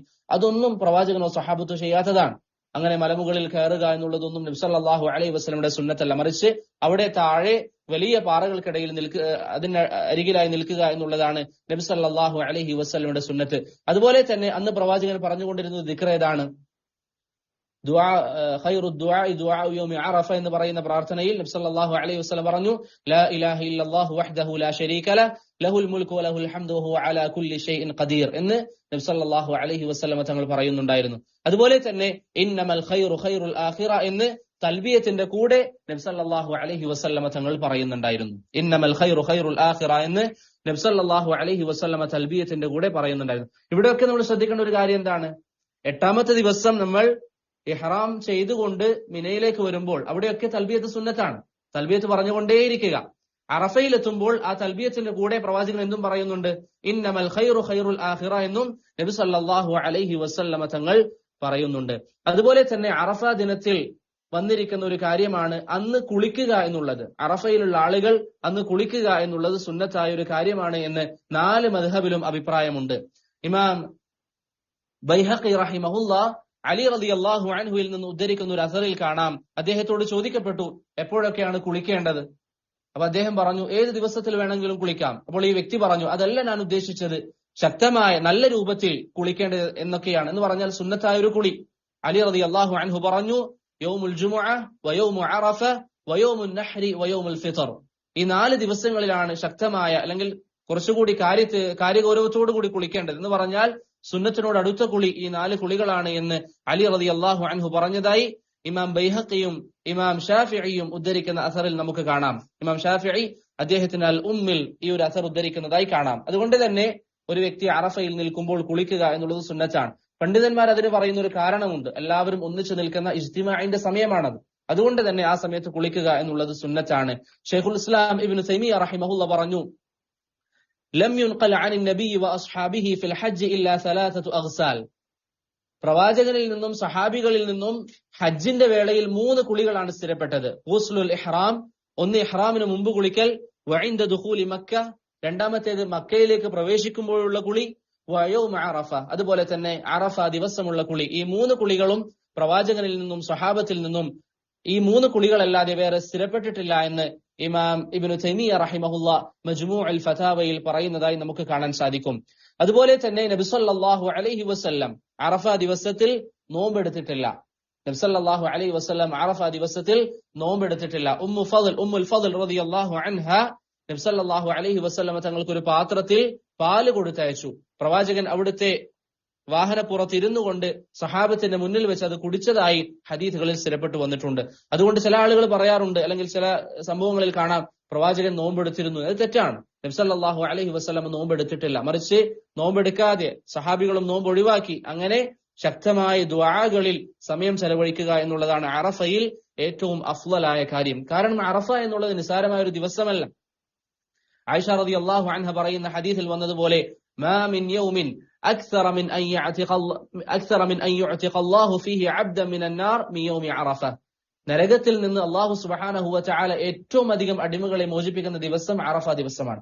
ഏറ്റവും അധികം അടിമകളെ അല്ലാഹു സുബ്ഹാനഹു വ തആല നരകത്തിൽ നിന്ന് മോചിപ്പിക്കുന്ന ദിവസം അറഫ ദിവസമാണ് എന്ന് റസൂൽ സല്ലല്ലാഹു അലൈഹി വസല്ലമ തങ്ങൾ പറഞ്ഞു. അപ്പോൾ നമ്മൾ പറഞ്ഞതനുസരിച്ച് ളുഹറും അസ്റും നിസ്കരിച്ച ശേഷം, അഥവാ ജമാഅ തഖ്ദീമായി നിസ്കരിച്ച ശേഷം അവിടുന്ന് ദുആ ചെയ്യുക. അപ്പൊ സ്വാഭാവികമായും വെയിലാണ്, ആളുകൾക്ക് ക്ഷീണം വരാൻ സാധ്യതയുണ്ട്. ഒരു വ്യക്തിക്ക് 1 മണിക്കൂർ ദുആ ചെയ്തു. ദുആ ചെയ്തതിനു ശേഷം അദ്ദേഹം ക്ഷീണം വരാണെങ്കിൽ കുറച്ച് വിശ്രമിക്കുക. അതല്ലാതെ ആ ക്ഷീണത്തോടുകൂടി ദുആ ചെയ്യരുത്. മറിച്ച് അവിടെ കുറച്ച് വിശ്രമിക്കുക. പിന്നീട് കുറച്ച് ഉന്മേഷം ലഭിച്ചതിന് ശേഷം വീണ്ടും ദുആ ചെയ്യുക. ഇതെന്തുകൊണ്ടാണ് പണ്ഡിതന്മാർ ഇങ്ങനെ വിശദീകരിച്ച് പറയുന്നത്? അപ്പോൾ മാത്രമാണ് ഒരു വ്യക്തിക്ക് മനസാന്നിധ്യത്തോടുകൂടി ദുആ ചെയ്യാൻ സാധിക്കുകയുള്ളൂ. അതല്ലാതെ അലസമായി ദുആ ചെയ്താൽ ഇത്രയും നല്ലൊരു സാഹചര്യത്തിൽ, ഇത്രയും നല്ലൊരു ദിവസത്തിൽ പ്രയാസമുണ്ടാകും. അതുകൊണ്ട് തന്നെ ഏറ്റവും നല്ലത് ക്ഷീണിച്ചാൽ കുറച്ച് വിശ്രമിച്ച് വീണ്ടും ദുആ ചെയ്യുക എന്നിങ്ങനെ ദുആ ചെയ്യലാണ്. അങ്ങനെ ഒരു വ്യക്തി അറഫയിൽ നിന്നു. ളുഹറിന്റെ സമയം കഴിഞ്ഞ മുതൽ അദ്ദേഹം നിൽക്കാൻ തുടങ്ങി. സൂര്യൻ അസ്തമിക്കുന്നത് വരെ അവിടെ നിൽക്കുക എന്നുള്ളതാണ് നബി സല്ലല്ലാഹു അലൈഹി വസല്ലമയുടെ ശരിയ. സൂര്യൻ അസ്തമിച്ച് അതിന്റെ ആ നിറം പൂർണ്ണമായി മാറിയതിനു ശേഷമാണ് നബി സല്ലല്ലാഹു അലൈഹി വസല്ലം എവിടേക്ക് പോയത്? അറഫയിൽ നിന്ന് മുസ്ദലിഫയിലേക്ക് പോയത്. അറഫയിൽ നിന്ന് മുസ്ദലിഫയിലേക്ക് പോയത്. ഇവിടെ ശ്രദ്ധിക്കേണ്ട പ്രധാനപ്പെട്ട ഒരു കാര്യം, പ്രവാചകൻ സല്ലല്ലാഹു അലൈഹി വസല്ലമ തങ്ങൾ പോകുമ്പോൾ കൂടെയുള്ള ആളുകൾ ധൃതി കാണിച്ചു. പെട്ടെന്ന് മുസ്ദലിഫയിലേക്ക് എത്താൻ പ്രവാചകൻ എന്തു പറഞ്ഞു? അയ്യുഹന്നാസ് അസ്സകീനതു അസ്സകീന. അതുകൊണ്ട് പണ്ഡിതന്മാർ പ്രത്യേകം പറയുന്നു, അറഫയിൽ നിന്ന് മുസ്ദലിഫയിലേക്ക് പോകുമ്പോൾ ധൃതി കാണിക്കുക എന്നുള്ളത് ശരിയല്ല. അറഫയിൽ നിന്ന് മുസ്ദലിഫയിലേക്ക് പോകുമ്പോൾ ധൃതി കാണിക്കുക എന്നുള്ളത് ശരിയല്ല. മറിച്ച് പതുക്കെ നമ്മൾ പോവുക. മുസ്ദലിഫയിൽ എത്തിയ ഉടൻ, ഏകദേശം 7 കിലോമീറ്റർ ആണെന്ന് തോന്നുന്നു, അവിടെ എത്തിയ ഉടൻ നമ്മൾ ചെയ്യേണ്ട കാര്യം എന്താണ്? മഗ്രിബ് നിസ്കരിക്കുക. അറഫയിൽ എത്തിയ ഉടൻ നമ്മൾ ചെയ്യേണ്ട കാര്യം മഗ്രിബ് നിസ്കരിക്കുക. മുസ്ദലിഫയിൽ എത്തിയ ഉടൻ നമ്മൾ ചെയ്യേണ്ട കാര്യം അവിടെ വെച്ച് നമ്മൾ മഗ്രിബ് നിസ്കരിക്കുക. എത്രത്തോളം എന്ന് പറഞ്ഞാൽ, നമ്മൾ വാഹനത്തിലൊക്കെ ആയിരിക്കും ഒരു പക്ഷെ അവിടേക്ക് പോയിട്ടുണ്ടാവുക. പണ്ഡിതന്മാർ പറയുന്നു, ആ വാഹനങ്ങൾ പെട്ടെന്ന് പോകാനുള്ളതല്ല എങ്കിൽ നമ്മുടെ സാധനങ്ങളൊക്കെ വാഹനങ്ങളിൽ നിലനിർത്തിക്കൊണ്ട് തന്നെ പെട്ടെന്ന് മഗ്രിബ് നിസ്കരിക്കുക. കാരണം മുസ്ദലിഫയിൽ എത്തിയ ഉടൻ മഗ്രിബ് നിസ്കരിക്കുക എന്നുള്ളതാണ് നബി സല്ലല്ലാഹു അലൈഹി വസല്ലം തങ്ങളുടെ സുന്നത്ത്. ശേഷം ഇശാ നിസ്കരിക്കുക, പിന്നെ ഇശാ നിസ്കരിക്കുക. 2 റക്അത്ത് ആയിട്ടാണ് അവിടെ നിസ്കരിക്കേണ്ടത്. ഇനി ചില സമയത്ത് എന്ത് സംഭവിക്കാറുണ്ട്? ചില ആളുകൾ അറഫയിൽ നിന്ന് പുറപ്പെടും, പക്ഷേ വഴിയിൽ തിരക്ക് കാരണത്താൽ മുസ്ദലിഫയിലേക്ക് എത്തുകയില്ല. അവർക്ക് സ്വന്തമായി നടക്കാൻ പറ്റാത്തതുകൊണ്ട് വാഹനത്തിലായിരിക്കാം, തിരക്ക് കാരണത്താൽ വാഹനങ്ങൾ നീങ്ങുകയില്ല. ഇങ്ങനെയുള്ള സാഹചര്യങ്ങളിൽ 2 കാര്യങ്ങൾ ശ്രദ്ധിക്കണം. ഒന്ന്, നമ്മൾ ഈ പറഞ്ഞ നിസ്കാരം രാത്രിയുടെ പകുതി കഴിയുമെന്നുണ്ടെങ്കിൽ എവിടെയാണോ ഉള്ളത് അവിടെ വെച്ച് നിസ്കരിക്കുക. കാരണം നിസ്കാരം സമയത്തെ തൊട്ട് ബന്ധിപ്പിക്കുക എന്നുള്ളത് തെറ്റാണ്. രണ്ടാമത്തെ കാര്യം, ഒരു വ്യക്തിക്ക് അങ്ങനെ വാഹനം എത്താത്തത് കാരണത്താലോ മറ്റോ പിറ്റേ ദിവസം ഫജറിന്റെ സമയത്താണ് അദ്ദേഹം മുസ്ദലിഫയിലേക്ക് എത്തിയത് എങ്കിൽ അദ്ദേഹം എന്തൊഴിവായി?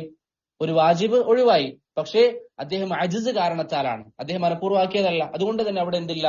ദമ്മില്ല. അവിടെ അദ്ദേഹം ഫിദിയ കൊടുക്കേണ്ടതില്ല. മറിച്ച് അത്തരത്തിലുള്ള സാഹചര്യത്തിൽ കഴിഞ്ഞ ദർസിൽ നമ്മൾ പറഞ്ഞതുപോലെ പൊതുജനങ്ങളുടെ മസ്ലഹത്ത് പരിഗണിച്ചോ അല്ലെങ്കിൽ അജിസ് കാരണത്താലോ എന്തെങ്കിലും ഒരു വാജിബ് നഷ്ടപ്പെട്ടാൽ അവിടെ ദം ഇല്ല. കാരണം അബ്ബാസ് ബിൻ അബ്ദുൽ മുത്തലിബിന് നബി സല്ലല്ലാഹു അലൈഹി വസല്ലം തങ്ങൾ ഇളവ് നൽകിയതൊക്കെ അതിന് പണ്ഡിതന്മാർ തെളിവായി പറയുന്നതാണ്. അങ്ങനെ മുസ്ദലിഫയിലേക്ക് നമ്മൾ എത്തി. അവിടുന്ന് മഗ്രിബും ഇശാഉം നിസ്കരിച്ചു. ഇന്ന് അൽഹംദുലില്ലാഹ് സൗദി ഗവൺമെന്റ് അവിടെ ചെയ്തിരിക്കുന്ന സംവിധാനങ്ങൾ കാരണത്താൽ മുസ്ദലിഫയിലേക്ക് എത്താൻ അത്രയും നേരം വൈകുകയില്ല. അത്രയും നല്ല സൗകര്യങ്ങൾ അവിടെ ഇന്ന് ലഭ്യമാണ്. അങ്ങനെ അവിടെ എത്തിയാൽ, മുസ്ദലിഫയിലേക്ക് നമ്മൾ എത്തിയാൽ രാത്രിയുടെ പകുതി വരെ അവിടെ നിൽക്കുക എന്നുള്ളത് എല്ലാവരെ സംബന്ധിച്ചിടത്തോളം വാജിബാണ്. എന്നാൽ പകുതിക്ക് ശേഷം മുസ്ദലിഫയിൽ നിന്ന് പോകാമോ ഇല്ലയോ എന്ന വിഷയത്തിൽ ക്ഷീണമുള്ള ആളുകൾക്കാണ് എങ്കിൽ, അല്ലെങ്കിൽ ബലഹീനരായ ആളുകൾക്ക്, കുട്ടികൾ, സ്ത്രീകൾ, അങ്ങനെയുള്ള ആളുകൾക്കൊക്കെ രാത്രിയുടെ പകുതി അവിടുന്ന് പോവുക അനുവദനീയമാണ്. ആ വിഷയത്തിൽ വ്യക്തമായ ഹദീസ് വന്നിട്ടുണ്ട്. എന്നാൽ നല്ല ബലഹീനരായ ആളുകളല്ലാത്ത ആളുകൾ, ആരോഗ്യമുള്ള ആളുകളെ സംബന്ധിച്ചിടത്തോളം അവർക്ക് ഏറ്റവും നല്ലത് എന്താണ്? പിറ്റേ ദിവസം ഫജർ വരെ നിൽക്കുക എന്നുള്ളതാണ്. അതാണ് നബി സല്ലല്ലാഹു അലൈഹി വസല്ലമ തങ്ങളുടെ സുന്നത്ത്. നബി സല്ലല്ലാഹു അലൈഹി വസല്ലം എന്താ ചെയ്തത്? മുസ്ദലിഫയിലേക്ക് വന്നു. അവിടുന്ന് മഗ്രിബും ഇശാഉം നിസ്കരിച്ചു. ശേഷം പ്രവാചകൻ അവിടെ ഉറങ്ങി. നബി സല്ലല്ലാഹു അലൈഹി വസല്ലം മുസ്ദലിഫയിൽ ഉറങ്ങി. അതുകൊണ്ട് ബാറക്കല്ലാഹു ഫീക്കും പണ്ഡിതന്മാർ പറയുന്നു, മുസ്ദലിഫയിൽ നമുക്ക് നല്ലൊരു കാര്യം എന്താണ്? അവിടേക്ക് വന്നതിന് ശേഷം അവിടെ ഉറങ്ങുക എന്നുള്ളതാണ്. അതാണ് പ്രവാചകൻ ചെയ്തത്. അസ്മാ റളിയല്ലാഹു അൻഹ അവിടുന്ന് ഇബാദത്ത് ചെയ്തതായും സ്ഥിരപ്പെട്ടു വന്നിട്ടുണ്ട്. അസ്മാ റളിയല്ലാഹു അൻഹ മുസ്ദലിഫയിൽ വെച്ച് ഇബാദത്ത് ചെയ്തതായും സ്ഥിരപ്പെട്ടിട്ടുണ്ട്. അതുകൊണ്ട് ബാറക്കല്ലാഹു ഫീക്കും നമ്മൾ ഹജ്ജിന് പോകുന്നുവെങ്കിൽ ഒരു കാരണവശാലും മുസ്ദലിഫയിലെത്തിയാൽ സംസാരിച്ച് സമയം കളയരുത്. മറ്റു ചില സാഹചര്യങ്ങളിലും സമയം കളയരുത്. അന്ന് രാത്രി പ്രത്യേകിച്ച് അമലുകളൊന്നും ഇല്ല എന്ന് കരുതി നമ്മൾ സംസാരിച്ച് സമയം കളയരുത്. മറിച്ച് നമുക്ക് ഒന്നുകിൽ ഇബാദത്ത് ചെയ്യാം, അല്ലെങ്കിൽ അവിടെ ഉറങ്ങുക എന്നുള്ളത് അനുവദനീയമാണ്. അങ്ങനെ പിറ്റേ ദിവസം, എത്രാമത്തെ ദിവസമായി? 10ാമത്തെ ദിവസം. എന്താ പറയുക? യൗമുൻ നഹർ. 10ാമത്തെ ദിവസം രാവിലെ എഴുന്നേറ്റ് ഫജർ അതിന്റെ ആദ്യ സമയം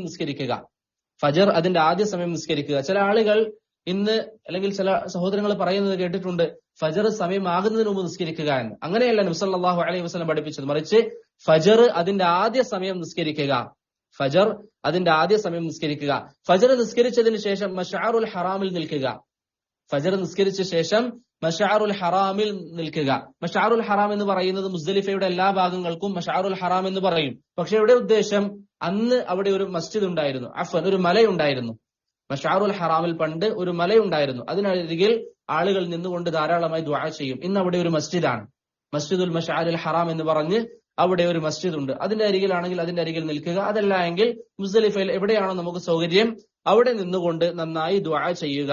അവിടെ നിന്നുകൊണ്ട് നന്നായി ദുആ ചെയ്യുക. നബി സല്ലല്ലാഹു അലൈഹി വസല്ലം പറഞ്ഞു, വഖഫ്തു ഹാഹുനാ വമുസ്ദലിഫ കുല്ലുഹാ മൗഖിഫ്. ഞാൻ നിന്നത് ഇന്ന സ്ഥലത്താണ്, പക്ഷേ മുസ്ദലിഫ എല്ലായിടത്തും നിൽക്കൽ അനുവദനീയമാണ്. ഒരു വ്യക്തിക്ക് പ്രവാചകൻ നിന്ന സ്ഥലത്ത് നിൽക്കാൻ പറ്റുമെങ്കിൽ അൽഹംദുലില്ലാഹ്. ഇനി പറ്റിയിട്ടില്ല എങ്കിൽ എവിടെയാണോ സാധിക്കുന്നത് അവിടെ നിൽക്കുക.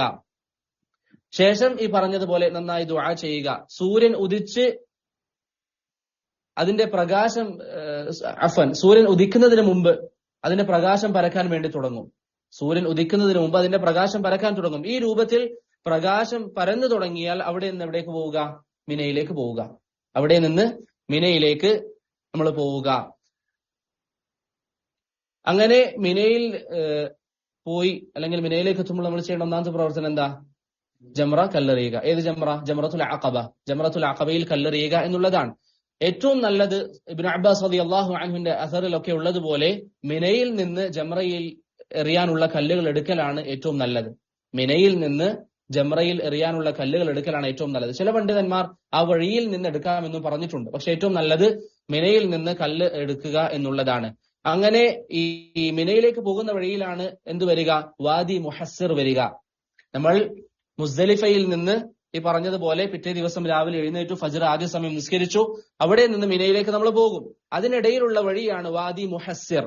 ഈ വാദി മുഹസ്സിറിൽ വെച്ച് നബി സല്ലല്ലാഹു അലൈഹി വസല്ലം വാഹനം വേഗത്തിൽ സഞ്ചരിപ്പിച്ചിട്ടുണ്ട്. അതുകൊണ്ട് തന്നെ വാദി മുഹസ്സിറിൽ നമ്മൾ വേഗത്തിൽ സഞ്ചരിക്കുക എന്നുള്ളത് നബി സല്ലല്ലാഹു അലൈഹി വസല്ലമയുടെ സുന്നത്താണ്. അതിനുള്ള കാരണം ചില പണ്ഡിതന്മാർ പറയുന്നത് കഅബാലയം പൊളിക്കാൻ വേണ്ടി വന്ന ആനക്കൂട്ടത്തെ നശിപ്പിച്ചത് വാദി മുഹസ്സിറിലാണ് എന്ന് ചില പണ്ഡിതന്മാർക്ക് അഭിപ്രായമുണ്ട്. ഷെയ്ഖ് സുലൈമാൻ അർ-റുഹൈലി ഹഫിളഹുള്ളയൊക്കെ ആ അഭിപ്രായം പറയുന്നവരാണ്. എന്നാൽ ഷെയ്ഖ് സാലിഹ് അൽ ഉസൈമിയൊക്കെ പറയുന്നത് അത് ലഈഫാണ്, അങ്ങനെയൊന്നും സ്ഥിരപ്പെട്ടിട്ടില്ല. പക്ഷേ നബി സല്ലല്ലാഹു അലൈഹി വസല്ലം വേഗതയിൽ സഞ്ചരിച്ചു എന്നുള്ളത് സ്ഥിരപ്പെട്ടതാണ്. അതുകൊണ്ട് തന്നെ വാദി മുഹസ്സിറിൽ വെച്ച് യാത്ര വേഗത്തിലാക്കുക വാദി മുഹസ്സിറിൽ വെച്ച് യാത്ര വേഗത്തിലാക്കുക എന്നുള്ളത് നബി സല്ലല്ലാഹു അലൈഹി വസല്ലമ തങ്ങളുടെ സുന്നത്താണ്. അങ്ങനെ വാദി മുഹസ്സിറിൽ യാത്ര വേഗത്തിലാക്കി പിന്നീട് മിനയിലേക്ക് നമ്മൾ എത്തി. മിനയിലെത്തിയാൽ ഈ 7 കല്ല് മിനയിൽ വെച്ച് നമ്മൾ 7 കല്ലെടുക്കുക. മിനയിൽ വെച്ച് 7 കല്ലെടുക്കുക. ബാക്കിയുള്ള ദിവസത്തേക്കുള്ള കല്ലൊന്നും എടുക്കേണ്ടതില്ല. മറിച്ച് മിനയിൽ വെച്ച് അന്നേ ദിവസം എറിയാനുള്ള 7 കല്ലെടുക്കുക. നബി സല്ലല്ലാഹു അലൈഹി വസല്ലമ കല്ലെറിഞ്ഞത് 10ാമത്തെ ദിവസം ളുഹയുടെ സമയത്താണ്. ളുഹയുടെ സമയത്താണ് നബി സല്ലല്ലാഹു അലൈഹി വസല്ലമ കല്ലെറിഞ്ഞത്. മക്ക നമ്മുടെ ഇടതുവശത്തും മിന നമ്മുടെ വലതുവശത്തും വരുന്ന രൂപത്തിൽ നമ്മൾ എന്ത് ചെയ്യുക? ജംറയിലേക്ക് കല്ലെറിയുക. മക്ക നമ്മുടെ ഇടതുവശത്തും മിന നമ്മുടെ വലതുവശത്തും വരുന്ന രൂപത്തിൽ ജംറയിലേക്ക് കല്ലെറിയുക. ഇവിടെ മനസ്സിലാക്കേണ്ട ഒരു കാര്യം, ഇന്ന് ജംറ എങ്ങനെയാണ് അതിന്റെ സംവിധാനം? ധാരാളം തട്ടുകളാണ്. അതുപോലെ തന്നെ വലിയൊരു കുളം പോലെയുള്ളത് നമ്മൾ കണ്ടിട്ടുണ്ടാകും. അതിന്റെ നടുക്ക് ഒരു കുറ്റി സ്ഥാപിച്ചതുപോലെയുണ്ട്. ആളുകൾ പലരും കരുതുന്നത് ആ കുറ്റിക്ക് കൊള്ളണം എന്നുള്ളതാണ്. അതിന്റെ ആവശ്യമില്ല. മറിച്ച് കേവലം ചെറിയ രൂപത്തിൽ ഒന്ന് എറിഞ്ഞാൽ മതി. അവിടേക്ക് നമ്മൾ കല്ലുകൾ എറിഞ്ഞാൽ മതി. അതല്ലാതെ ആ കുറ്റിക്ക് കൊള്ളിക്കണമെന്നില്ല. കാരണം ആ കുറ്റിയും അതുപോലെയുള്ള അതിന് ചുറ്റുമുള്ള കുളമൊക്കെ ഉസ്മാനിയ ഭരണകൂടത്തിൽ സ്ഥാപിക്കപ്പെട്ടതാണ്. നബി സല്ലല്ലാഹു അലൈഹി വസല്ലമയുടെ കാലഘട്ടത്തിൽ അതൊരു പ്രദേശമാണ്. ആ ഒരു പ്രദേശത്തേക്ക് ആളുകൾ കല്ലെറിയും. അതല്ലാതെ പ്രത്യേകിച്ച് ആ കുഴിയിലേക്ക് വീഴണം അല്ലെങ്കിൽ ആ കുറ്റിക്ക് കൊള്ളണം എന്നുള്ളതൊന്നും അതിന്റെ നിബന്ധനകളിൽ പെട്ടതല്ല. അതുകൊണ്ട് ജംറത്തുൽ അഖബ വളരെ എളുപ്പമുള്ള ഒരു കാര്യമാണ്. അവിടെ സാധാരണ രൂപത്തിൽ കല്ലെറിയുക, 7 കല്ലുകൾ അവിടെ എറിയുക. ചില ഫുഖഹാക്കൾ ഈ കല്ലുകൾ കഴുകണമെന്ന് പറഞ്ഞിട്ടുണ്ട്. പക്ഷെ അത് നബി സല്ലല്ലാഹു അലൈഹി വസല്ലമയിൽ സ്ഥിരപ്പെട്ടിട്ടില്ല. കല്ലുകൾ കഴുകണമെന്നുള്ളത് നബി സല്ലല്ലാഹു അലൈഹി വസല്ലമയിൽ സ്ഥിരപ്പെട്ടിട്ടില്ല. അതുപോലെ തന്നെ ഈ കല്ലുകൾ എറിയുമ്പോൾ എന്ന് പറയണം? അല്ലാഹു അക്ബർ എന്ന് പറയുക. 7 കല്ലുകളിലും ഓരോ തവണ അല്ലാഹു അക്ബർ എന്ന് പറയുക. അല്ലാഹു അക്ബർ പറഞ്ഞ് ഒരു കല്ലെറിയുക. അങ്ങനെ 7 കല്ലുകളും എറിയുക. ഇവിടെയാണ് തൽബിയത്ത് നിർത്തുക. അതിൽ പണ്ഡിതന്മാർക്കുള്ള അഭിപ്രായ വ്യത്യാസം എന്താണ്? ഒന്നാമത്തെ ഏറിൽ തന്നെ തൽബിയത്ത് നിർത്തണോ, അതല്ല അവസാനത്തെ ഏറിലാണോ തൽബിയത്ത് നിർത്തുക എന്ന വിഷയത്തിൽ പണ്ഡിതന്മാർക്കിടയിൽ അഭിപ്രായ വ്യത്യാസമുണ്ട്. എന്നിരുന്നാലും ആ സമയത്താണ് തൽബിയത്ത് നിർത്തുക. അങ്ങനെ 7 തവണ ജംറത്തുൽ അഖബയിൽ കല്ലെറിഞ്ഞ ശേഷം അടുത്ത പ്രവർത്തനം എന്താണ്? അറുക്കുക എന്നുള്ളതാണ്. ഹദിയ നൽകുക എന്നുള്ളതാണ്. ഇന്ന് അൽഹംദുലില്ലാഹ് ഈ സൗദി ഭരണകൂടം വലിയൊരു സേവനം ചെയ്തതിന്റെ പേരിൽ നമുക്ക് നേരിട്ടല്ല അറവ്, മറിച്ച് അവിടെ ഏൽപ്പിക്കുകയാണ് ചെയ്യുക. അങ്ങനെ ഏൽപ്പിച്ചാൽ അത് മതിയാകുന്നതാണ്. നല്ലൊരു വിഭാഗം അല്ലെങ്കിൽ ഒരു വിഭാഗം പണ്ഡിതന്മാരുടെ അഭിപ്രായം അനുസരിച്ച് ജംറത്തുൽ അഖബ കല്ലെറിയുന്നതോടുകൂടി തഹല്ലുലായി. ജംറത്തുൽ അഖബ ഒന്നാമത്തെ 10ാമത്തെ ദിവസം നമ്മൾ ചെയ്യുന്ന ജംറത്തുൽ അഖബ കല്ലെറിയുന്നതോടുകൂടി തഹല്ലുലായി എന്നുള്ളതാണ് ചില പണ്ഡിതന്മാരുടെ അഭിപ്രായം. അത് വളരെ നല്ല കവിയായ ഒരു വാദമാണ്. കാരണം സഹാബത്തിന്റെ ആധാറുകളൊക്കെ മനസ്സിലാക്കി തരുന്നത് എന്താണ്? ജംറത്തുൽ അഖബ മാത്രം കല്ലെറിഞ്ഞാൽ തന്നെ തഹല്ലുലാകും എന്നാണ് മനസ്സിലാക്കി തരുന്നത്. ചില പണ്ഡിതന്മാർ പറയുന്നത് അത് മാത്രം പോരാ, മറിച്ച് അതിന്റെ കൂടെ മറ്റൊരു പ്രവർത്തനം കൂടി ചെയ്താൽ മാത്രമാണ് തഹല്ലുൽ അവൽ സംഭവിക്കുക. പക്ഷേ ഒരു വ്യക്തി ജംറത്തുൽ അഖബ എറിഞ്ഞാൽ തന്നെ തഹല്ലുലാകും എന്നുള്ളതാണ് പല സഹാബികളിൽ നിന്നും വന്നിരിക്കുന്ന ഒരു അഭിപ്രായം. തയ്യിബ്, നമ്മൾ പറഞ്ഞതനുസരിച്ച് ജംറത്തുൽ അഖബ കല്ലെറിഞ്ഞു, ശേഷം അറവ് നമ്മളെല്ലാം നടത്തുക, അവരാണ് ചെയ്യുക. മൂന്നാമതായി എന്ത് ചെയ്യുക? നമ്മുടെ മുടി മുറിക്കുക. മൂന്നാമതേ മുടി മുറിക്കുക. അതിൽ ഏറ്റവും അഫ്ളൽ എന്താണ്? തല വടിക്കുക എന്നുള്ളതാണ്. ഹജ്ജിന് പോകുന്ന സഹോദരങ്ങളുണ്ടെങ്കിൽ അത് പ്രത്യേകം ശ്രദ്ധിക്കണം.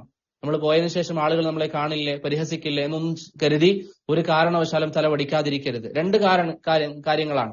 ഒന്ന്, നബി സല്ലല്ലാഹു അലൈഹി വസല്ലം അങ്ങനെയുള്ള ആളുകൾക്ക് വേണ്ടി 3 തവണ ദുആ ചെയ്തു. രണ്ടാമത്തേത്, നബി സല്ലല്ലാഹു അലൈഹി വസല്ലം ഒരു സഹാബിയോട് പറഞ്ഞു, ഫഹൽഖുക റഅസക കുല്ലു ശഅറത്തിൻ തസ്ഖുതു ബിഹാ ഹസന. നീ തല വടിക്കുമ്പോൾ അതിൽ നിന്ന് വീഴുന്ന ഓരോ മുടിക്കും പകരമായി നിനക്ക് അല്ലാഹു സുബ്ഹാനഹു വ തആല ഒരു നന്മ രേഖപ്പെടുത്തുമെന്ന് നബി സല്ലല്ലാഹു അലൈഹി വസല്ലം പറഞ്ഞു. അത് തലയുടെ മുടി മുറിക്കുമ്പോൾ ലഭിക്കുകയില്ല, മറിച്ച് വടിച്ചാൽ മാത്രമേ ലഭിക്കുകയുള്ളൂ. സ്ത്രീകളാണ് എങ്കിൽ അവരെന്ത് ചെയ്യുക? മുടി മുറിക്കുക. ഈ പ്രവർത്തനത്തോടുകൂടി എല്ലാ പണ്ഡിതന്മാരുടെ അരികിൽ എന്തായി? ഒന്നാമത്തെ തഹല്ലുൽ പൂർത്തിയായി. ഈ പ്രവർത്തനത്തോടുകൂടി എല്ലാ പണ്ഡിതന്മാരുടെ അരികിലും ഒന്നാമത്തെ തഹല്ലുലായി. അപ്പോൾ ഒന്നാമത്തെ തഹല്ലുലാകാനുള്ള അഭിപ്രായ വ്യത്യാസം മനസ്സിലായില്ലേ? ചിലർ പറഞ്ഞു ഒന്നാമത്തെ ജംറത്തുൽ അഖബ എറിഞ്ഞാൽ തന്നെ തഹല്ലുലായി. വേറെ ചില പണ്ഡിതന്മാർ പറഞ്ഞു അല്ല, അതിന്റെ കൂടെ മുടി മുറിക്കുകയും വേണം, അല്ലെങ്കിൽ തവാഫുൽ ഇഫാദ ചെയ്യണം. അങ്ങനെ എന്നാൽ മാത്രമാണ് തഹല്ലുലാകൂ എന്നുള്ളതാണ് മറ്റൊരു വിഭാഗം പണ്ഡിതന്മാരുടെ അഭിപ്രായം. ഇങ്ങനെ തഹല്ലുലായാൽ, ഈ രൂപത്തിൽ തഹല്ലുലായാൽ പിന്നെ ഭാര്യ ഒഴികെ, അഥവാ ഭാര്യയുമായി ശാരീരിക ബന്ധം തുടങ്ങിയ വിഷയങ്ങൾ ഒഴികെ ബാക്കി എല്ലാ വിഷയങ്ങളും അനുവദിക്കപ്പെടും. പെർഫ്യൂംസ് ഉപയോഗിക്കാം, സാധാരണ വസ്ത്രം ധരിക്കാം, തുടങ്ങിയ എല്ലാ വിഷയങ്ങളും ചെയ്യാം. നബി സല്ലല്ലാഹു അലൈഹി വസല്ലം തങ്ങൾ എന്താ ചെയ്തത്? ഈ പറഞ്ഞതുപോലെ അറവ് നടത്തുകയും പിന്നീട് മുടി മുറിക്കുകയും, പിന്നെ ആയിഷ റളിയല്ലാഹു അൻഹ പറയുന്നു, തയ്യബ്തു റസൂലല്ലാഹി സ്വല്ലല്ലാഹു അലൈഹി വസല്ലം, ഞാൻ പ്രവാചകന്റെ സുഗന്ധം ഉപയോഗിച്ചു കൊടുത്തു. പ്രവാചകന്റെ ശരീരത്തിൽ ഞാൻ സുഗന്ധം ഉപയോഗിച്ചു. ശേഷം നബി സല്ലല്ലാഹു അലൈഹി വസല്ലം തങ്ങൾ മക്കയിലേക്ക് പോവുകയും അവിടെ തവാഫുൽ ഇഫാദ നിർവഹിക്കുകയും ചെയ്തു. മക്കയിലേക്ക് പോവുകയും അവിടെ വെച്ച് തവാഫുൽ ഇഫാദ നിർവഹിക്കുകയും ചെയ്തു. ഇവിടെ ഞാൻ നേരത്തെ പറഞ്ഞ കാര്യം ഓർമ്മ വേണം. തവാഫുൽ ഇഫാദയിൽ എന്തില്ല? ഇൽത്തിബാഉമില്ല, റമലുമില്ല. കാരണം പൊതുവെയുള്ള ആളുകൾ ഒന്നാമത്തെ തഹല്ലുലായ ശേഷം സാദാ വസ്ത്രം ധരിച്ചായിരിക്കും അവിടേക്ക് പോവുക. അതാണ് സുന്നത്ത്. സുന്നത്ത് എന്താണ്? ഈ അറവ് നടത്തിയതിന് ശേഷം അതുപോലെ തന്നെ മുടി മുറിച്ചതിന് ശേഷം സുഗന്ധം ഉപയോഗിച്ച് നല്ല വസ്ത്രം ധരിച്ച് കഅബയിലേക്ക് പോയി തവാഫുൽ ഇഫാദ ചെയ്യുക എന്നുള്ളതാണ് നബി സല്ലല്ലാഹു അലൈഹി വസല്ലമ തങ്ങളുടെ സുന്നത്ത്. അങ്ങനെ അവിടുന്ന് തവാഫുൽ ഇഫാദ ചെയ്ത് നേരത്തെ പറഞ്ഞ പോലെ മുഫ്രിദും ഖാരിനും സഈ ചെയ്തില്ല എങ്കിൽ തവാഫുൽ ഇഫാദയ്ക്ക് ശേഷം സഈ ചെയ്യുക. മുതമത്തി എന്തായാലും തവാഫുൽ ഇഫാദയ്ക്ക് ശേഷം സഈ ചെയ്യുക. അതാണ് സഈയുമായി ബന്ധപ്പെട്ട്. അങ്ങനെ തവാഫ് ചെയ്തു. തവാഫ് ചെയ്തതിനു ശേഷം സംസം വെള്ളം കുടിക്കുക, നേരത്തെ പറഞ്ഞ 2 റക്അത്ത് നിസ്കാരം, അതൊക്കെ കഴിഞ്ഞ് നബി സല്ലല്ലാഹു അലൈഹി വസല്ലം മക്കയിൽ വെച്ച് ദുഹർ നിസ്കരിച്ചു. പിന്നീട് മിനയിലേക്ക് തന്നെ വന്നു. അതാണ് സുന്നത്ത്. അതല്ലാതെ തവാഫുൽ ഇഫാദ കഴിഞ്ഞ് മക്കയിൽ തന്നെ നിൽക്കുക എന്നുള്ളതല്ല സുന്നത്ത്, മറിച്ച് തിരിച്ച് മിനയിലേക്ക് വരിക എന്നുള്ളതാണ്. കാരണം നബി സല്ലല്ലാഹു അലൈഹി വസല്ലം ളുഹർ നിസ്കരിച്ച ഉടൻ തന്നെ മിനയിലേക്ക് വന്നു. അപ്പോൾ പ്രവാചകന്റെ ചില സ്വഹാബികൾ അവിടെ ളുഹർ നിസ്കരിക്കാൻ ബാക്കിയുണ്ടായിരുന്നു. അപ്പോൾ അവർക്കും ഇമാമായിക്കൊണ്ട് എന്ത് ചെയ്തു? നബി സല്ലല്ലാഹു അലൈഹി വസല്ലം നിസ്കരിച്ചു. അപ്പോൾ പ്രവാചകൻ 2 തവണ അന്ന് ളുഹർ നിസ്കരിച്ചിട്ടുണ്ട്. ഒന്ന് മക്കയിൽ വെച്ച് ഫർദ് നിസ്കാരം, രണ്ടാമത്തേത് ജനങ്ങൾക്ക് ഇമാമായി നിസ്കരിച്ച് മിനയിൽ നബി സല്ലല്ലാഹു അലൈഹി വസല്ലം അത് സുന്നത്തായിക്കൊണ്ട് നിസ്കരിക്കുകയും ചെയ്തു. തയ്യിബ്, ഇവിടെ മനസ്സിലാക്കേണ്ട മറ്റൊരു കാര്യം, ഈ 10ാമത്തെ ദിവസമുള്ള പ്രവർത്തനങ്ങളിൽ ഇപ്പൊ ഞാൻ പറഞ്ഞു ആദ്യം കല്ലെറിയണം, പിന്നെയാണ് അറവ് നടത്തേണ്ടത്. ഇനി ഒരു വ്യക്തി നേരെ തിരിച്ചു ചെയ്തു. ആദ്യം അറവ് നടത്തി പിന്നീട് കല്ലെറിഞ്ഞു, പ്രശ്നമില്ല. നബി സല്ലല്ലാഹു അലൈഹി വസല്ലം അന്നേ ദിവസം ചോദിക്കപ്പെട്ട കാര്യങ്ങൾ, ഒരു സഹാബി വന്നിട്ട് പറഞ്ഞു ഹലഖ്തു ഖബ്ല അൻ അർമി, കല്ലെറിയുന്നതിന് മുമ്പ് ഞാൻ തലവടിച്ചു. വേറൊരാൾ പറഞ്ഞു നഹർതു ഖബ്ല അൻ അർമി, ഞാൻ കല്ലെറിയുന്നതിന് മുമ്പ് ബലിയർപ്പിച്ചു. നബി സല്ലല്ലാഹു അലൈഹി വസല്ലം ഒക്കെ പറഞ്ഞു ഇഫ്അൽ വലാ ഹറജ്, ഒന്നും പ്രശ്നമില്ല എന്ന് നബി സല്ലല്ലാഹു അലൈഹി വസല്ലം തങ്ങൾ പറഞ്ഞു. അങ്ങനെ മിനയിലേക്ക് നമ്മൾ തിരിച്ചു വന്നു. മിനയിൽ അന്ന് രാത്രി താമസിക്കുക. പ്രത്യേകിച്ച് ഒരു ഇബാദത്തും ഹജ്ജുമായി ബന്ധപ്പെട്ടില്ല. മിനയിൽ അന്ന് രാത്രി നമ്മൾ താമസിക്കുക. അങ്ങനെ പിറ്റേന്ന് പകൽ ദിവസവും എന്ത് ചെയ്യുക? മിനയിൽ ചെലവഴിക്കുക. ഇവിടെ ഒരു റിവായത്തിൽ വന്നിട്ടുണ്ട് നബി സല്ലല്ലാഹു അലൈഹി വസല്ലം അയ്യാമു തശ്രീഖിന്റെ ദിവസങ്ങളിൽ എല്ലാ രാത്രിയിലും കഅബയിലേക്ക് പോയി തവാഫ് ചെയ്യാറുണ്ട് എന്ന്. ഷെയ്ഖ് അൽബാനി റഹിമഹുല്ലാ ആ റിവായത്ത് സഹീഹാണെന്ന് പറയുന്നുണ്ട്. പക്ഷേ നല്ലൊരു വിഭാഗം പണ്ഡിതന്മാർ അത് ദഈഫാണെന്ന അഭിപ്രായക്കാരാണ്. അപ്പോൾ ഒരു വ്യക്തി ആ ഹദീസിന്റെ അടിസ്ഥാനത്തിൽ എല്ലാ ദിവസവും പോയി തവാഫ് മാത്രം ചെയ്താൽ അനുവദനീയമാണ്. ഇനി ഒരു വ്യക്തി അത് ദഈഫാണെന്ന് വിശ്വസിച്ചുകൊണ്ട് നിൽക്കുകയാണ് എങ്കിൽ അതും പ്രശ്നമില്ല. അങ്ങനെ 10ാമത്തെ ദിവസം അന്ന് രാത്രി അവിടെ തങ്ങുക, 11ാമത്തെ ദിവസവും രാവിലെ അവിടെ തന്നെ നിൽക്കുക. ളുഹറിന്റെ സമയത്തിന് ശേഷം പ്രത്യേകം ശ്രദ്ധിക്കുക, ളുഹറിന്റെ സമയത്തിന് ശേഷം ജംറയിലേക്ക് കല്ലെറിയാൻ വേണ്ടി പോവുക. എന്നാൽ 10ാമത്തെ ദിവസം ജംറത്തുൽ അഖബ നമ്മളെപ്പോ പറഞ്ഞ ളുഹന്റെ സമയത്താണ് പ്രവാചകൻ എറിഞ്ഞത്. ഇനി ഒരു വ്യക്തിക്ക് ളുഹന്റെ സമയം അറിയാൻ പറ്റിയിട്ടില്ലെങ്കിൽ ളുഹറിന് ശേഷം എറിയാം, അസറിന് ശേഷം എറിയാം. പക്ഷെ അഫ്ളലായ സമയം ളുഹയാണ്.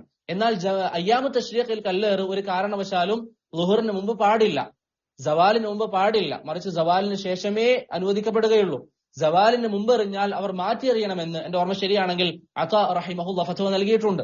അതുകൊണ്ട് തന്നെ സവാലിന് ശേഷം മാത്രമാണ് അയ്യാമു തശ്രീഖിൽ കല്ലെറിയൽ അനുവദിക്കപ്പെടുകയുള്ളൂ. എങ്ങനെയാണ് കല്ലെറിയേണ്ടത്? ആദ്യം നമ്മൾ എറിയേണ്ടത് അൽ ജംറത്തു സുഗ്റയാണ്. ജംറത്തു സുഗ്റയിൽ കല്ലെറിയുക. ഈ പറഞ്ഞതുപോലെ 7 കല്ലുകൾ മിനയിൽ നിന്ന് കല്ലെടുക്കുക, 7 കല്ലുകൾ അവിടെ എറിയുക. എന്നിട്ട് ഒരു വശത്തേക്ക് മാറി നിന്ന് ദീർഘമായി ദുആ ചെയ്യുക. കഅബക്ക് ഖിബ്ലക്ക് മുന്നിട്ട് ദുആ ചെയ്യുക. പിന്നീട് അൽ ജംറത്തുൽ വുസ്തയിലേക്ക് പോവുക. പിന്നീട് അവിടെയും കല്ലെറിയുക, അവിടെ മാറി നിന്ന് ദീർഘമായി ദുആ ചെയ്യുക. പിന്നെ ജംറത്തുൽ കുബ്രയിലേക്ക് പോവുക, അവിടെയും അവിടെ 7 കല്ലെറിയുക. അവിടെ ദുആ ഇല്ല, ജംറത്തുൽ കുബ്രക്ക് ദുആ ഇല്ല. അങ്ങനെ ഈ 3 കല്ലേറും നടത്തിയതിനു ശേഷം തിരിച്ച് നമ്മൾ എവിടെയാണോ താമസിക്കുന്നത് അവിടേക്ക് വരിക. അഥവാ മിനയിൽ തന്നെ നിൽക്കുക എന്നുള്ളതാണ് പ്രവാചകന്റെ സുന്നത്ത്. അങ്ങനെ 12ാമത്തെ ദിവസം എന്ത് ചെയ്യുക? ഈ പറഞ്ഞതുപോലെ ആദ്യം ജംറത്തുൽ സുഗ്റ, പിന്നെ ജംറത്തുൽ വുസ്ത, പിന്നെ ജംറത്തുൽ കുബ്ര എന്ന രൂപത്തിൽ കല്ലെറിയുക. അതാണ് നബി സല്ലല്ലാഹു അലൈഹി വസല്ലം സുന്നത്ത്. ഇനി ഈ 12ാമത്തെ ദിവസത്തിന് കല്ലെറിഞ്ഞതിനു ശേഷം ഒരു വ്യക്തി അന്ന് തിരിച്ചു പോകാൻ വേണ്ടി തീരുമാനിക്കുകയാണ്. അങ്ങനെയാണെങ്കിൽ അദ്ദേഹത്തിന് എന്ത് ചെയ്യാം? തിരിച്ചു പോകാം. ഇത്തരക്കാർക്ക് എന്ത് പറയും? മുതഅജ്ജിൽ എന്ന് പറയും. മുതഅജ്ജിൽ എന്ന് പറയും. അവർക്ക് തിരിച്ചു പോകൽ അനുവദനീയമാണ്. പക്ഷേ നിബന്ധന എന്താണ്? മഗ്രിബിന് മുമ്പ് അവിടുന്ന് പോയിരിക്കണം. മഗ്രിബിന് മുമ്പ് അവിടുന്ന് പോയിരിക്കണം. ഒരു വ്യക്തി മഗ്രിബായിട്ടും അവിടുന്ന് പോയിട്ടില്ല, അങ്ങനെയാണെങ്കിൽ അദ്ദേഹത്തെ സംബന്ധിച്ചിടത്തോളം 13ാമത്തെ ദിവസം കല്ലെറിയൽ വാജിബാണ്. 13ാമത്തെ ദിവസം കല്ലെറിയൽ വാജിബാണ്. ഇനി ഒരു വ്യക്തി ളുഹറിന്റെ സമയത്ത് പുറപ്പെട്ടു എന്ന് സങ്കല്പിക്കുക. കല്ലെറിഞ്ഞ് അദ്ദേഹം 12ാമത്തെ ദിവസം തന്നെ പോകാൻ തീരുമാനിച്ചു. പക്ഷേ വഴി മൊത്തം തടസ്സം കാരണത്താൽ അദ്ദേഹം അവിടുന്ന് പുറത്തേക്ക് ഇറങ്ങാൻ സാധിച്ചില്ല. അദ്ദേഹം മിനയിൽ നിൽക്കുമ്പോൾ തന്നെ ബാങ്ക് കൊടുത്തു, അഥവാ മഗ്രിബിന്റെ സമയം പ്രവേശിച്ചു. അങ്ങനെയാണെങ്കിൽ അദ്ദേഹത്തിന് യാത്ര തുടരാം. കാരണം അദ്ദേഹത്തെ ഒരു തടസ്സമാണ് തടസ്സപ്പെടുത്തിയത്. അതുകൊണ്ട് തന്നെ അദ്ദേഹത്തിന് യാത്ര തുടരാം. അതല്ലാതെ ഒരു വ്യക്തി മനഃപൂർവ്വം മഗ്രിബ് വരെ അവിടെ നിന്നാൽ അദ്ദേഹത്തെ സംബന്ധിച്ചിടത്തോളം 13ാമത്തെ ദിവസം കല്ലെറിയൽ നിർബന്ധമാണ്. അപ്പോൾ ഞാൻ പറഞ്ഞത് 12ാമത്തെ ദിവസം പോകുന്ന ആളുകൾക്ക് അങ്ങനെ പോകാം. ഇനി അന്ന് പോകുന്നില്ല എങ്കിൽ 13ാമത്തെ ദിവസം കല്ലെറിഞ്ഞ് പോവലാണ് ഏറ്റവും അഫ്ളൽ. അതാണ് നബി സല്ലല്ലാഹു അലൈഹി വസല്ലം ചെയ്തത്. 13ാമത്തെ ദിവസവും ഈ പറഞ്ഞതുപോലെ തന്നെ ചെയ്യുക. ജംറത്തുൽ സുഗ്റ, പിന്നെ ദുആ വുസ്ത, പിന്നെ ദുആ കുബ്ര. അതിനുശേഷം എന്ത് ചെയ്യുക? മക്കയിലേക്ക് പോവുക.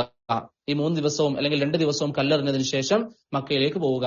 ഈ മക്കയിലേക്ക് പോയാൽ മുതഅജ്ജിലാണെങ്കിലും മുതഅഖിറാണ് എങ്കിലും അവർക്ക് എന്ത് ചെയ്യാം? എത്ര ദിവസം വേണമെങ്കിലും മക്കയിൽ നിൽക്കാം. മുതഅജ്ജിൽ പെട്ടെന്ന് വന്നുകൊണ്ട് മക്കയിൽ നിൽക്കാൻ പാടില്ല എന്നില്ല. ഒരാൾ 2 ദിവസം കല്ലെറിഞ്ഞു, പിന്നീട് അയാൾ ഒരാഴ്ച മക്കയിൽ നിന്നും, അനുവദനീയാണ്. അങ്ങനെ അദ്ദേഹത്തിന് എന്ത് ചെയ്യാം? മക്കയിൽ വേണ്ടത്ര ദിവസം നിൽക്കാം. പിന്നീട് എപ്പോഴാണോ മക്കയിൽ നിന്ന് പോകാൻ തീരുമാനിക്കുന്നത് ആ സമയത്ത് തവാഫുൽ വദാ ചെയ്യുക. ഇവിടെ വാങ്ങൽ തവാഫ് ചെയ്യുക. ഹൈദുള്ള നിഫാസുള്ള സ്ത്രീകൾക്ക് ആ വിഷയത്തിൽ ശർഅ് ഇളവ് നൽകിയിട്ടുണ്ട്. മറ്റുള്ള ആളുകളൊക്കെ ആ സമയത്ത് എന്ത് ചെയ്യുക?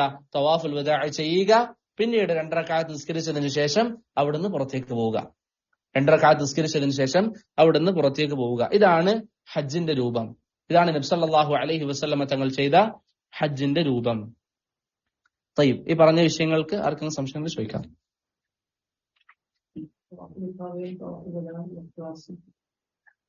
തവാഫുൽ വദാ എന്നുള്ളത് ലാസ്റ്റ് ചെയ്യേണ്ടതാണ്. അതിൽ 1-2 മസല. ഒന്ന്, ഒരാൾ തവാഫുൽ വദായെ കുറച്ച് വൈകിപ്പിച്ച് ചെയ്യുകയാണെങ്കിൽ തവാഫുൽ വദാഉം തവാഫുൽ ഇഫാദും ഒറ്റ നിയത്തിൽ എന്ത് ചെയ്യാം. അത് തദാഖുൽ ആവുന്ന ഇബാദത്താണ്. ആ രൂപത്തിൽ രണ്ടും കൂടി ഒന്ന് ചെയ്യൽ അനുവദനീയമാണ്. ഒന്നാമത്തെ കാര്യം. തവാഫുൽ ഇഫാദിന്റെ സമയം വളരെ വിശാലമാണ്. പക്ഷേ പണ്ഡിതന്മാർ പറയുന്നത് 10ാമത്തെ ദിവസമാണ് പ്രവാചകൻ ചെയ്തത്. അന്ന് ഒരാൾക്ക് ഇപ്പൊ തടസ്സമുണ്ട്. ഇപ്പൊ മിനയിലാണ് ഉണ്ടാവുക. മിനയിൽ നിന്ന് മക്കയിലേക്ക് വന്ന് തവാഫ് ചെയ്യാൻ ആരോഗ്യ പ്രശ്നം, എന്തെങ്കിലും പ്രശ്നങ്ങളുണ്ട്, അല്ലെങ്കിൽ തിരക്ക്, ചെറിയ കുട്ടികളുണ്ട് കയ്യിൽ, അദ്ദേഹത്തിന് വരാൻ പ്രയാസമാണ്. അങ്ങനെ 11ാമത്തെ ദിവസം ചെയ്യാം, 12-ന് ചെയ്യാം, 13-ന് ചെയ്യാം. പണ്ഡിതന്മാർ പറയുന്നത് ദുൽഹിജ്ജയെ തൊട്ട് ബന്ധിപ്പിക്കാതിരിക്കുക. ഇനി ഒരു വ്യക്തിക്ക് ഒരു കാരണം ഉണ്ടായി, ഉദാഹരണത്തിന് അറഫയിൽ ഒരാൾ നിന്നു, പിന്നീട് ആക്സിഡന്റ് സംഭവിച്ചു, അദ്ദേഹം ഹോസ്പിറ്റലിലാണ്, ഡോക്ടർ പറഞ്ഞു 3 മാസം ഹോസ്പിറ്റലിൽ കിടക്കണം. 3 മാസത്തിന് ശേഷം അദ്ദേഹത്തിന് എന്ത് ചെയ്യാം? തവാഫുൽ ഇഫാദ ചെയ്യാം. അതുപോലെ തന്നെ ഒരു സ്ത്രീ നിഫാസ് സംഭവിച്ചു, 40 ദിവസം കഴിയും, അപ്പോഴേക്ക് മുഹറം തുടങ്ങും. ആ സ്ത്രീക്ക് ആ സമയത്ത് എന്ത് ചെയ്യാം? തവാഫുൽ ഇഫാദ ചെയ്യാം. എപ്പോഴാണെങ്കിലും എന്ത് ചെയ്യാം? തവാഫുൽ ഇഫാദ ചെയ്യാം. പക്ഷെ പ്രശ്നം എന്താണ്? തവാഫുൽ ഇഫാദ ചെയ്യാതെ ഭാര്യയുമായി ശാരീരിക ബന്ധം പാടില്ല. കാരണം ഹജ്ജ് പൂർത്തിയാവില്ല, രണ്ടാമത്തെ തഹല്ലുൽ സംഭവിച്ചിട്ടില്ല. അതുപോലെ തന്നെ തവാഫുൽ ഇഫാദ ശ്രദ്ധിക്കേണ്ട ഒരു കാര്യം, ഇനി ഒരാള് ഈ രൂപത്തിൽ നാട്ടിൽ പോയി, അല്ലെങ്കിൽ എന്തെങ്കിലും രോഗമായിട്ട് പെട്ടെന്ന് നാട്ടിലേക്ക് പോകേണ്ട വന്നു, തവാഫുൽ ഇഫാദ ചെയ്തിട്ടില്ല, നമ്മൾ പറഞ്ഞു ഹജ്ജ് പൂർത്തിയായിട്ടില്ല അല്ലെ? അപ്പൊ അയാൾ എങ്ങനെയാണ് തിരിച്ചു വന്ന് തവാഫുൽ ഇഫാദ ചെയ്യുക? കേവലം നാട്ടിൽ നിന്ന് വന്നിട്ട് തവാഫുൽ ഇഫാദ മാത്രമാണോ? അവിടെ പണ്ഡിതന്മാര് പറയുന്നത് ഏറ്റവും അഫ്ളലായ രൂപം എന്നുള്ളത് അദ്ദേഹം വരുമ്പോൾ ഇഹ്റാം ചെയ്ത് ഉംറയുടെ ഇഹ്റാം ചെയ്ത് വരിക, എന്നിട്ട് ഉംറ നിർവഹിച്ചതിന് ശേഷം തവാഫുൽ ഇഫാദ സഈ ബാക്കിയുണ്ടെങ്കിൽ സഈയും ചെയ്യാം. ഇനി ഒരു വ്യക്തിക്ക് അതിനൊന്നും നേരെയില്ല, അദ്ദേഹം നേരെ ഒന്ന് തവാഫുൽ ഇഫാദ ചെയ്യാൻ ഉദ്ദേശിക്കുകയാണ്, അനുവദനീയാണ്. അതെങ്ങനെയാ ചെയ്യേണ്ടത്? നേരെ വരിക, അദ്ദേഹം ഇഹ്റാമിന്റെ വസ്ത്രം ധരിക്കണ്ടയില്ല, കാരണം ഒന്നാമത്തെ തഹല്ലുൽ കഴിഞ്ഞു. അദ്ദേഹം എന്ത് ചെയ്യണം? സാദാ വസ്ത്രം ധരിച്ച് നേരെ വന്ന് തവാഫുൽ ഇഫാദയും സഈയും നിർവഹിക്കുക. ഈ വിഷയത്തിൽ ഞാൻ ഷെഖ് സാലിഹ് സുബൈദിയോട് ചോദിച്ചപ്പോൾ അദ്ദേഹം പറഞ്ഞത്, അങ്ങനെ ഒരു മസ്അല ഉണ്ട് എങ്കിൽ, ആരെങ്കിലും അങ്ങനെ തവാഫുൽ ഇഫാദ ചെയ്യാതെ പോയിട്ടുണ്ട് എങ്കിൽ, എന്തുകൊണ്ട് ഷെയ്ഖ് അങ്ങനെ പറഞ്ഞ എനിക്കറിയില്ല, ഓരോ വ്യക്തിയുടെ വിഷയത്തിൽ എഴുതിയിട്ട് അദ്ദേഹത്തിനോട് പറഞ്ഞ്, ഇപ്പൊ മദീനയിലെ മുഫ്തി ഷെയ്ഖ് സുഹൈമി അവരോട് ചോദിച്ചിട്ട് ഓരോ വ്യക്തികളുടെ വിഷയത്തിൽ തീരുമാനം എടുക്കണമെന്ന് അദ്ദേഹം പറഞ്ഞിട്ടുണ്ട്. എന്താണ് അതിന് കാരണം എന്നറിയില്ല, അല്ലാഹു ആലം. എന്നിരുന്നാലും ശറഈയ മസ്അല അങ്ങനെയാണ്. ഇപ്പൊ തവാഫുൽ ഇഫാദക്ക് വേണ്ടി മാത്രം എന്ത് ചെയ്യാം? അദ്ദേഹം വരെ അതോടുകൂടെ തഹല്ലാവും. അഥവാ അതിനിടയിൽ ജിമാഅോ മറ്റോ സംഭവിച്ചിട്ടുണ്ടെങ്കിൽ എന്ത് ചെയ്യണം? ഫിദിയ കൊടുക്കണം. ഹജ്ജ് ബാത്തിലാവില്ല, കാരണം ഒന്നാമത്തെ തഹല്ലുൽ കഴിഞ്ഞു, ഫിദിയ കൊടുക്കണം.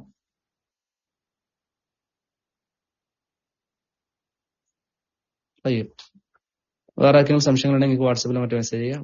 സമയം. സുബ്ഹാനല്ലാഹി ബിഹംദിഹി സുബ്ഹാനക അല്ലാഹുമ്മ ബിഹംദിക അഷ്ഹദു അൻ ലാ ഇലാഹ ഇല്ല അൻത അസ്തഗ്ഫിറുക വഅതൂബു ഇലൈക്. അസ്സലാമു അലൈക്കും വറഹ്മത്തുള്ളാഹി വബറകാതുഹു.